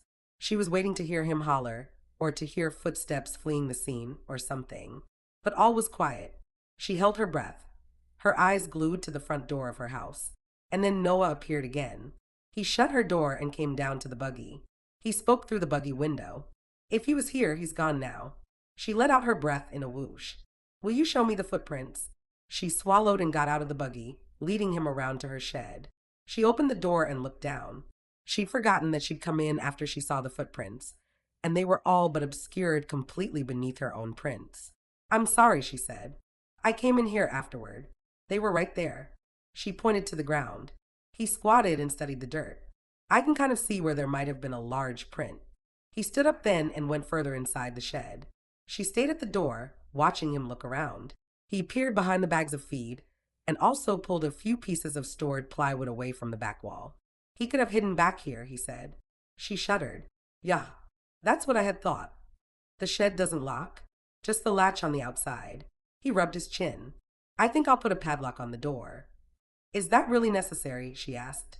She had mixed feelings about that. Part of her saw the value and liked the idea, but she hated to put Noah to the trouble. And she didn't like the fact that the hooded man, if that's who was there, was controlling them in a way. Yeah, if not for you, for me. He came out of the shed and gazed down at her. I will worry about you, Leora. She blinked and felt her throat tighten. What do you think about staying with Martha for a few days? I'm sure she'd welcome you, at least until the person is found. But what if he's never found? I'm going to have to live here by myself again anyway. That is true, but maybe he'll be caught soon. Then the danger will be over. She squared her shoulders. She couldn't bear to be that fearful woman. No, I'm staying here. I'll be fine, Noah. It's just that I forgot to lock the door. I won't forget anymore. Leora, please. No, I will stay here, but I'll be more careful. I promise. I just don't like it. She smiled at him, pulling forth all her courage. I know you don't. But truly, Noah, I'll be fine. Isn't there someone you'd like to invite here to stay then? She laughed softly. No, I'm all right. He blew out his breath. Thank you, though, for bringing me home and checking my house. I appreciate it. She suddenly became aware of the fact that she hadn't washed or freshened up since yesterday morning. She took a step back, wondering just how bad she looked. I will come over any time you need me, he told her. Don't hesitate to come find me. I won't, she said, knowing she would. How could she be bothering him all the time? It wasn't seemly. Thank you again, Noah. You're not going into work, are you? He asked. No, not today. Do you need a ride tomorrow? I don't know yet. I'll stop over in the morning and check. Is that all right? She smiled again. Goodness. But this man made her smile continually. That would be fine. He still seemed hesitant to go, but he finally walked back to his buggy. She went around to her porch and waved him off, and then she went inside. She carefully locked the door behind her. She would take a shower immediately this time, and put on a new frock. Then she remembered that she'd left her partially eaten meatloaf sandwich out on the table. She went to the kitchen and saw it sitting there. Her first thought was that Noah had seen it. What would he think about her leaving half-eaten food around? She was becoming more and more vested in what Noah thought, but he was such a nice man. She liked him, perhaps more than liked him. She picked up her sandwich, noting that the bread was now dry. She didn't want it, although she was hungry. She hated to waste food, but in this case she was going to. She dumped the sandwich into the garbage can. The glass of milk she'd poured had gone warm. She poured it into a saucepan, deciding that a hot cup of cocoa would do nicely right then. She laughed when she'd fixed it and sat down to drink. Once again, she'd put off her shower. Chapter 18. Noah was troubled. He didn't like the fact that Leora insisted on staying alone. When he went later that afternoon to Marley's place, he couldn't shake the feeling that something was going to happen to Leora. Marley came right out to the front porch when he arrived. Thank you, Noah, she called out. Bart is coming home. He should be here any minute. He found a van driver right away. That's good news, Noah answered. He secured the reins and got out of the buggy. How are you doing? I'm doing fine, she said. And indeed, she looked much better this time. People have been by. The bishop came, too. He's calling a special prayer meeting at 5 o'clock today at his place. Good. Will you go? And Bart will be back in time, right? Surely he will, she said. And we'll go. We need to pray not only for safety, but for the person responsible. He must be filled with hate. Noah wondered, what was it that made a person do such things? He thought it was more likely fear than hate. Fear of the unknown. Fear of something different. I want to thank you again for last night, Marley told him. Nothing to thank me for, he said, and he meant it. He could list a dozen men who would have done the same thing without a second thought. And Leora, you were both so good to me. The sound of a baby crying reached his ears. Oh, that's the Bopley. I need to go. Would you like to come in for a bite? Marley asked. No, I'm fine. I just wanted to make sure all was well. As well as can be expected. How was Bart doing when you talked to him? He was mostly worried about me and the children. Of course, he's upset. But he was praising the good Lord that we're all safe. A barn can be rebuilt, he told me. He's right. The Bopley's cries increased. I do need to go now. Of course. I'll be seeing you at the prayer meeting. Yeah. Bye, Noah. Bye. Noah got back in his buggy. As he drove by the burnt remains of the barn, his mind returned to thoughts of Leora. He was fairly certain she'd want to go to the prayer meeting. She would probably need a ride, too, unless someone else went by to fetch her. His thoughts immediately switched to Bill Jeffreys, and he shook his head, huffing out his breath. It wasn't likely that Bill Jeffreys would even know about the prayer meeting, much less give Leora a ride to it. Goodness, plain and simple, Noah was jealous of Bill Jeffreys. Oh, but he needed to get control of himself. He drove back to his farm, still shaking his head. Leora wished she'd agreed to go into work that day. It would have given her something else to think about. As it was, her mind kept circling and circling the hooded stranger. Every 5 minutes, she was craning her neck, looking outside, expecting to see the person gaping in at her. She tried cleaning her house, which barely took half an hour. She tried baking. It was the worst loaves of bread she produced in years. She tried reading, but her eyes simply skimmed the words without paying a stick of attention. Then she set to pacing. Well, at least she'd get a bit of exercise. Near supper time, she nearly wept with relief when she heard a buggy come into her drive. She hurried to the front door, unlocked it, and opened it. Tom pulled to a stop in front of the porch. Martha climbed out. She was waddling a bit this time, and Leora couldn't help but smile. Leora, you coming to the prayer meeting? What prayer meeting? The bishop called it. We're going to pray about these fires. The meeting is at his place. Yeah, I'll come, Leora said. Let me get my cape. She hurried back inside, grateful to have something to do. It was good of Tom and Martha to come by for her. She took a moment to bank the fire, and then she grabbed her cape. She glanced around the room.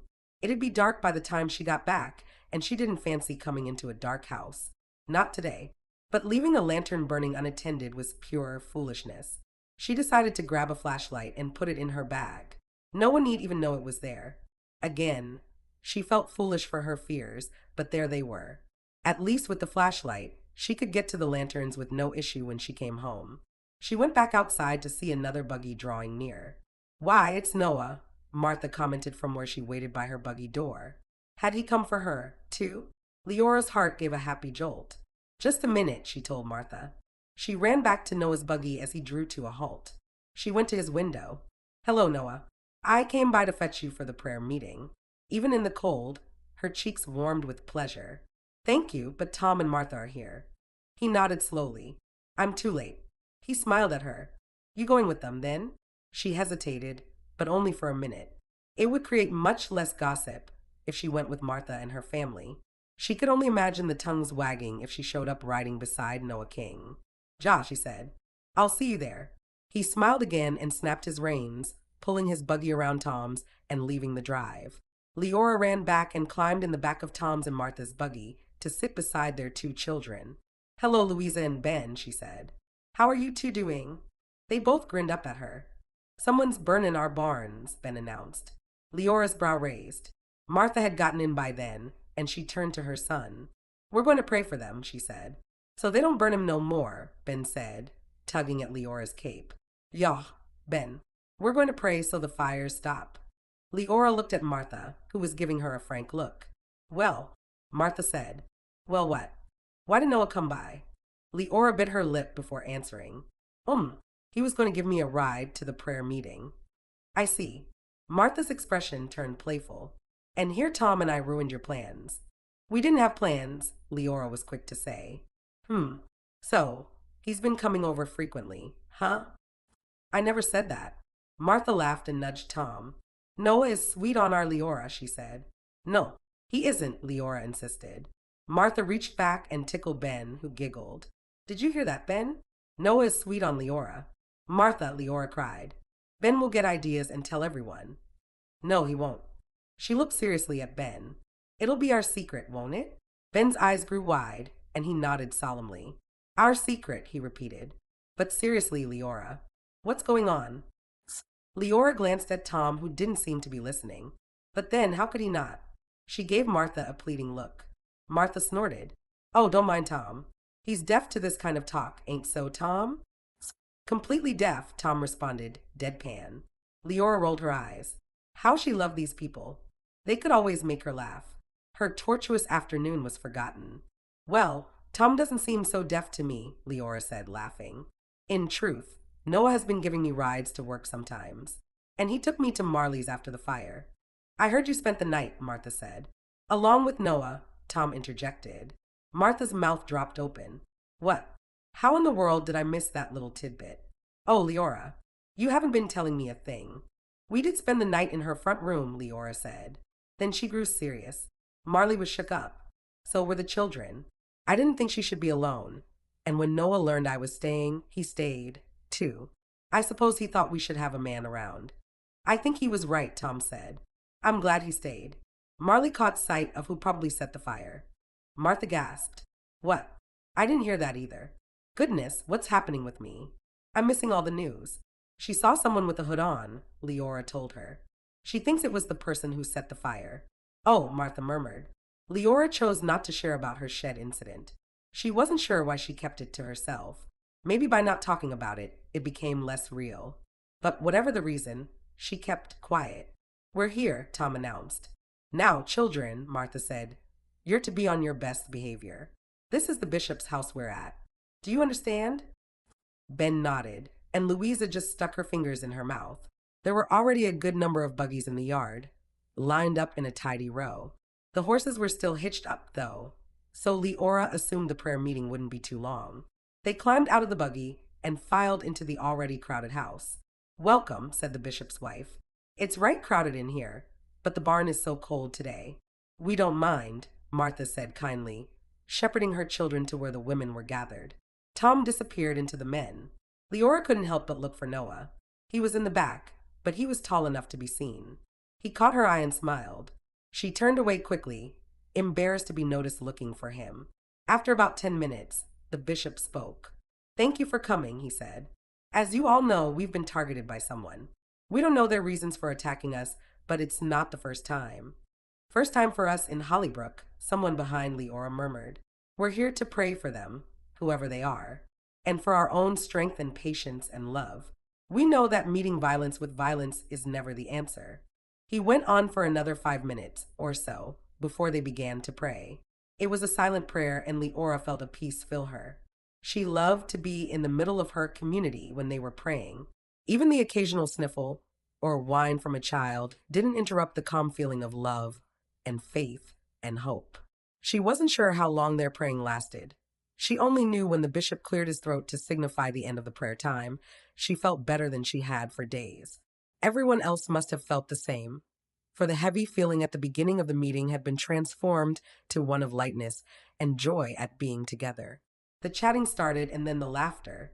The children crawled down from their mother's laps and began running around, darting between people's legs. Noah made his way over to her. Is everything all right at your place, Leora? Nothing else happened.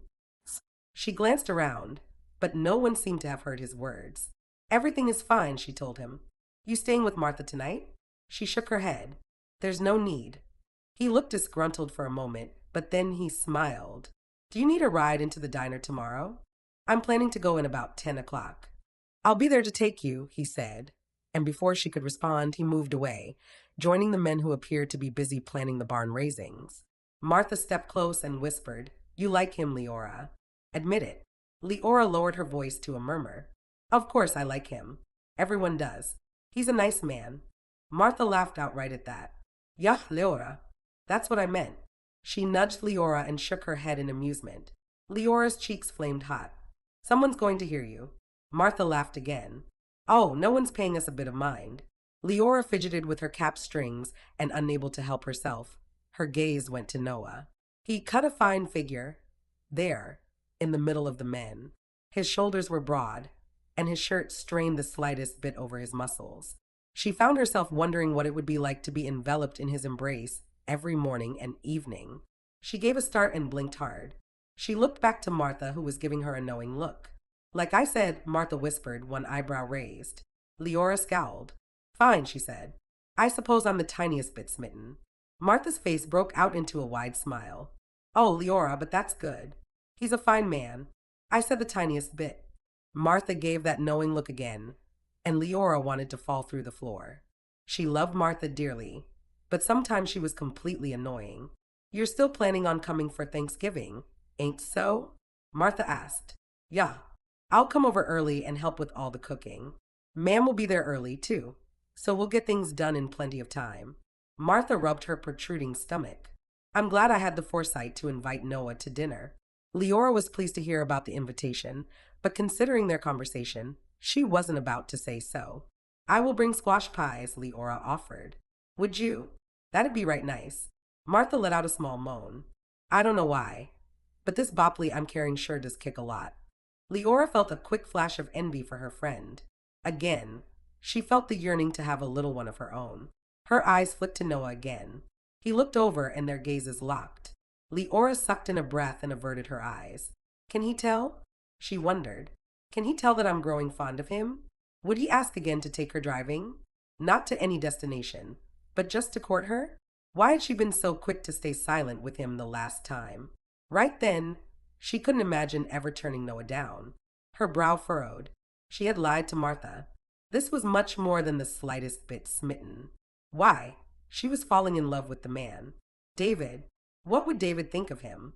What would he think of her? Ben tugged on her dress. She bent down close. Hello, Ben. What do you want? I am Festi. Martha heard him, too. I'll give you a drink when we get home. Quit bothering Leora. It's no bother, Leora told her.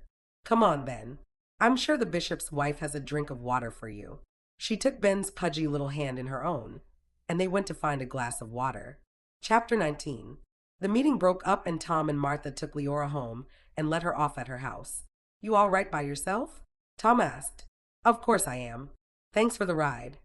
Come over soon, and we'll talk more about Thanksgiving, Martha told her. Sounds fine, Leora said, climbing out of the buggy. She went inside hurriedly, only glancing swiftly at her shed before going into the dark house. She locked the door and took out her flashlight, shining the beam directly at the table where she'd left her lantern. She got it lit and then put the flashlight away. She stoked the fire, and it wasn't long before the front room warmed up nicely. She should eat something, but she found she wasn't hungry. Instead, she sank into her rocker next to the warming stove and closed her eyes. After the fellowship of the prayer meeting, she found herself feeling lonely. Odd, but she usually didn't feel lonely. Oh, of course she missed David, but that had faded into a dull ache that came intermittently. At first, after he died, the aching had consumed her. But now, most of the time, she was happy enough. She had her house, she had her work, and she'd managed to whittle down their debt to almost nothing. Her needs were met, and for that she was grateful. Yet more and more of late, she felt lonely. More and more of late, she wanted a child. Someone to hold in her arms, to care for, to nurture. When she'd gone to work at the diner, it had helped. Donna was a nice person, and she was pleasant to be around. And then there was Bill. He was so attentive, and it was like a salve on her spirit. He made her feel better. She tried to keep her wits about her where he was concerned, for she knew a relationship, any kind of relationship, with him could go nowhere. But she liked him, and she had to confess that she liked the attention he gave her. Now Noah had come more and more into the picture. She'd never really considered him as a beau, but now she could hardly think of anything else. She knew he liked her, he'd made that clear. Ask me again, she whispered into the warming air. Ask me to go riding again, Noah. She pushed her feet gently on the floor, rocking softly. Ask me again, she repeated. Just then, she heard a banging noise. She shot up out of her chair, her eyes wide. What was that? It sounded like her shed door. Had the wind come up? She ran to the window and peered outside toward the row of evergreen bushes on the far side of her house. In the moonlight, she could see them swaying and bobbing. So there was a wind. She needed to go outside and secure the latch on the shed. Her throat went dry. Was he back? The hooded man? Was he back? Because she now had no doubt that it was him who had been there earlier. Was he setting her shed on fire? She tried to swallow, but her throat was now so dry it felt like chalk. She ran for her flashlight and turned it on. Go out there. Go out there. Go out there, she told herself. Her hands were shaking so badly, she could barely fasten her cape. No, she should stay inside. Who cared if the shed door banged all night? But what if it was on fire? She raced to the kitchen, and dousing the flashlight, she pressed her face to the glass of the window. She craned her neck farther than ever, and she could barely make out the shed. And yes, the door was hanging open, moving slightly back and forth. Maybe, in her nervousness earlier, she hadn't made sure the latch was secure. She would go out there. She wasn't afraid. She was brave. She had insisted on staying there alone that night, so she was brave. Wasn't she? Her thoughts in a whirl, she forced herself to go out the side door. But this time, she was careful to lock it behind her. She drew in a cold breath and flipped on her flashlight. The light bobbed over the hard ground as she made her way to the shed. When she neared, she saw the shed door inch its way closed. It wasn't the wind. She ran to the shed and slammed it completely closed, securing the latch with trembling fingers. Before she could turn and race back inside, a buggy started down her drive. She gaped at it open-mouthed. She couldn't move. It was as if her feet were frozen to the ground. And then she recognized Flicker, and she went flying over the ground to meet the buggy. Noah jumped out and she threw herself in his arms. He held her close, his mouth near her ear. There, he crooned. What is it? What's happened? There. She held on for dear life, nearly crushing Noah in her embrace. She didn't budge from his arms until she realized what she was doing. Then she pushed away from his chest, totally embarrassed. Oh, I'm sorry, she muttered. He leaned close to her face. I saw your flashlight. She blinked. How? Had he just been passing by? And how strange that he would be passing at that very moment. How? She asked. How did you see me? He cleared his throat as if embarrassed. I was worried about you. I decided to sleep in my buggy across the road from your house. She stared into his shadowed face. What? She whispered. I was worried. Don't be angry with me. Angry? How could she be angry? She was so overcome with relief and gratitude. She couldn't speak. Why were you outside, Leora? What were you doing? And then she snapped back to the moment. I think he's in my shed again. It's him. I just know it. Noah went stiff. Again. He took the flashlight from her hand and stepped around her. When she moved with him, he stopped. Go inside, he told her. Go inside and I'll check it out. No, she pleaded. I'll check with you. Leora, please. I want you safe. I'll walk behind you, she promised. I'll stay behind you. He tucked her behind him with his left arm, and she inched forward so close to him that her face grazed the back of his woolen coat. He unlatched the shed and pulled open the door. Something rushed at them, shoving hard. In the flurry, Noah nearly toppled back onto Leora. Stop, he yelled. The hooded person darted away and flew across the yard. Noah in pursuit, the beam of the flashlight jerking wildly across the ground as Noah ran. Leora clasped her hand to her chest. Noah, she screamed. Noah. The moon was out, so she wasn't in complete darkness. Panic gripped her, and she didn't know what to do. Her heart pounded wildly in her chest. Noah, she cried again. But she couldn't see anything now. Not his shadow running. Not the flashlight. Not the hooded man. She was shaking. What should she do? She ran to her house and fumbled in the dark to get the door unlocked. She hurried inside the house and snatched up the lantern with a shaking hand. She raced back outside and made her way as fast as she could across her yard and onto the street. The phone shanty wasn't too far away. She only had to reach that. She would get help. It wasn't far. She increased her speed, doing her best not to stumble on the road. She heart-hammered inside her, and she listened with all her might and still didn't hear anything. Noah, be safe, be safe, be safe, she chanted as she neared the phone shanty. She picked her way through the dry weeds and opened the shanty door. Once inside, she reached for the phone with a trembling hand and dialed 911. The cold air bit at Noah's face as he kept running. In front of him, he could barely see the shadow of the hooded man. Then he saw him more clearly. He was darting into an empty field. Dumb, Noah thought. He could see him better now. See clearly where he was going. Noah's long legs stretched out as he gained speed and closed in on the runner ahead of him. He could hear the guy panting now. He was slowing down, his sweatshirt flapping behind him. Stop, Noah cried between gasps. Stop. Of course, the man didn't stop. Noah increased his speed until he thought his lungs would explode, but he kept on. He had to. This man had to be stopped. With an agonizing yelp, the man tripped and fell headlong onto the frozen dirt. Within seconds, Noah was on him. He pinned him down, and the hooded guy was no match for Noah's strength. Noah was panting heavily, and he felt heady as if he were about to pass out, but he kept his grip tight. I won't hurt you, Noah rasped out between gulping breaths. But you ain't going anywhere. The man fought him, cursing and squirming wildly. Noah held on for dear life. In the distance, he heard sirens. Had Leora called the police? Good girl, he thought. But how would the police know where they were? And then Noah saw the flashlight lying on the ground at a crazy angle where he'd flung it, shining its light into the sky.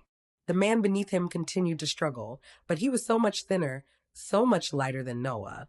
He didn't stand a chance. The police car came to a grinding halt in the gravel at the side of the road. Over here, Noah called. Within seconds, the police were there, and Noah loosened his grip. One of the policemen shone his light in the guy's face. Oh, Lord. It's you, he said. Read him his rights, Jerry. The other policeman recited his spiel while the first one cuffed the man. Noah wiped the sweat from his face and looked at the guy more closely. He was just a kid. Couldn't be more than 16 or 17 years old. Playing with matches again, the first policeman asked. He glanced at Noah. You all right? I am fine. Thanks for your good work tonight. Noah nodded, and just then, he saw a lantern light bobbing down the road. Leora. It had to be her. How'd you catch him? The policeman called Jerry asked Noah. He was in Leora Fisher's shed. I don't know why. He didn't set it on fire. The face of the kid was something to behold. Noah didn't remember ever seeing such hatred on anyone's face, adult or teen. Was the hatred directed at him? Or at all the Amish? His parents reported him missing 2 weeks ago. I imagine he was seeking shelter wherever he could find it, Jerry said. But the fires? It's not his first rodeo, the first policeman said. He served time in juvie for setting fires 2 years ago. Come on, son. We're taking you in. Noah stood there, watching as they dragged the boy, kicking and cursing across the field. Noah was still panting, and his heart was still racing. Noah called Leora from the edge of the field. I'm coming, Leora, he called back. The first policeman turned back to him. We may need to ask you more questions. Your name? Noah King. All right. Good night, Mr. King. Good night. Leora was picking her way over the dirt, her lantern swathing her in a sheath of yellow light. Are you all right, Noah? I am fine. He snatched up the flashlight and went to join her. I called the police. He cupped her cheek. Thank you, he murmured. It's over now. Leora's eyes were filled with tears. Any moment they would fall. I'll take you back home, he said, his voice thick with emotion. With God's grace, there would be no more fires now.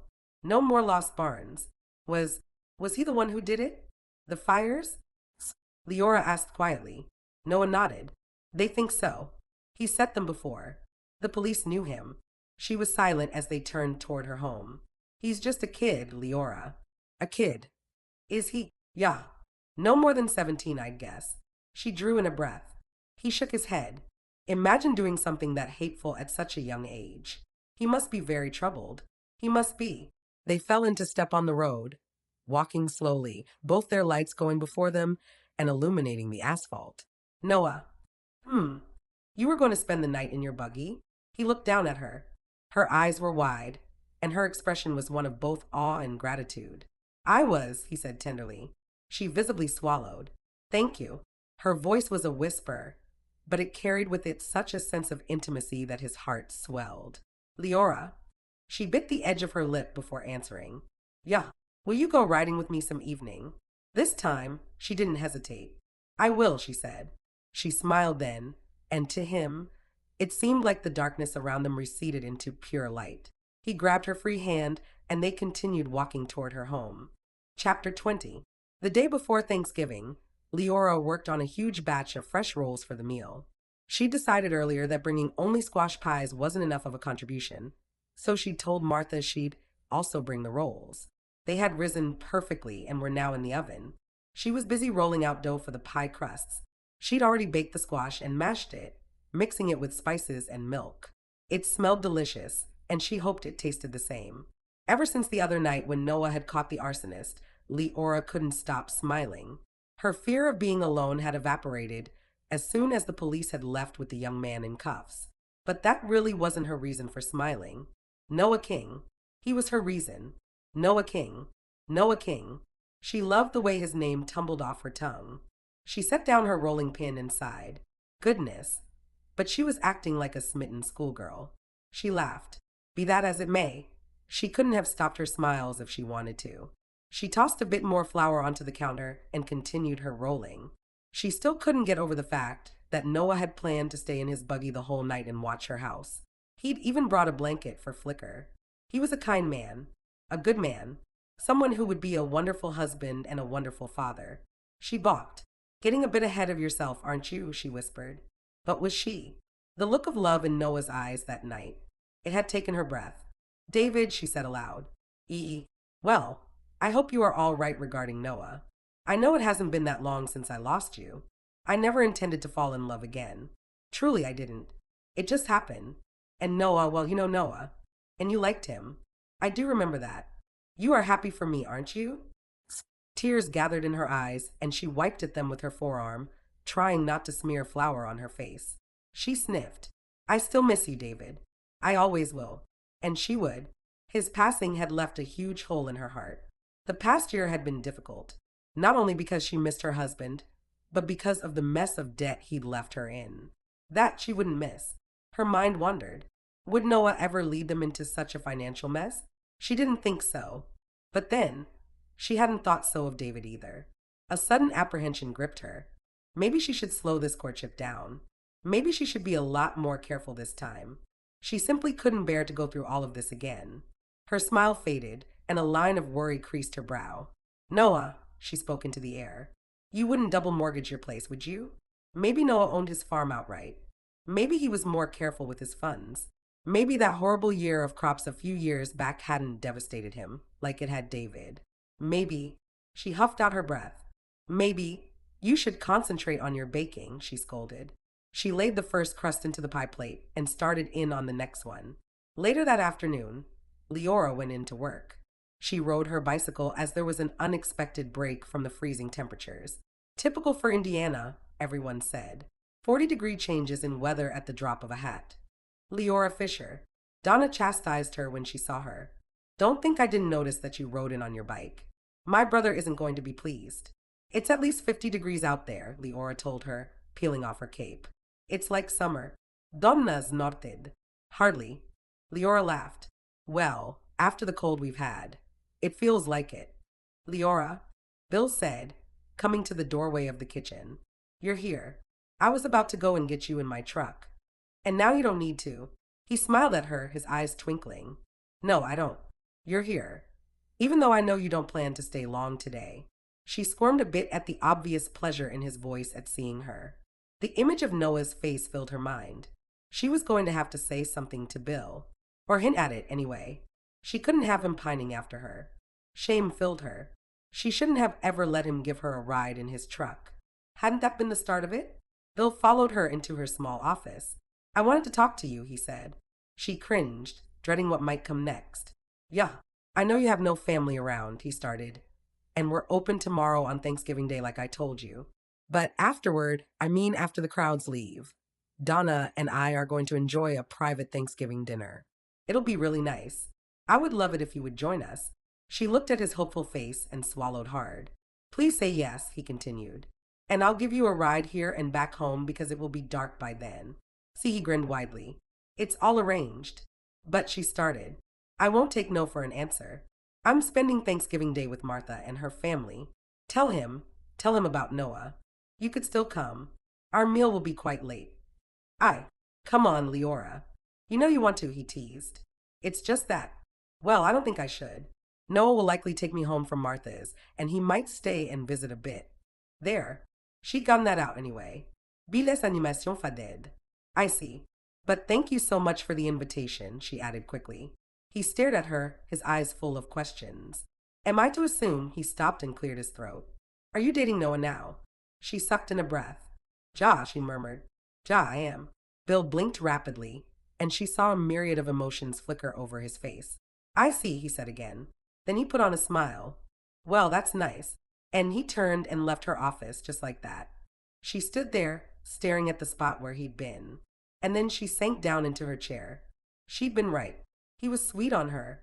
But surely, he had known it could never have worked out between them. Surely, he knew that. But no, she wasn't at all sure he knew. The only thing she was sure of was that she'd done the right thing. Bill Jeffreys was a wonderful person. She did like him. But he didn't make her heart sing. Not like Noah did. She pressed her hands to her chest.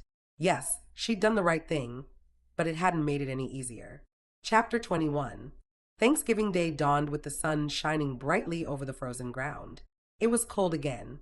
Leora's breath blew out in steamy puffs when she went out to feed her chickens.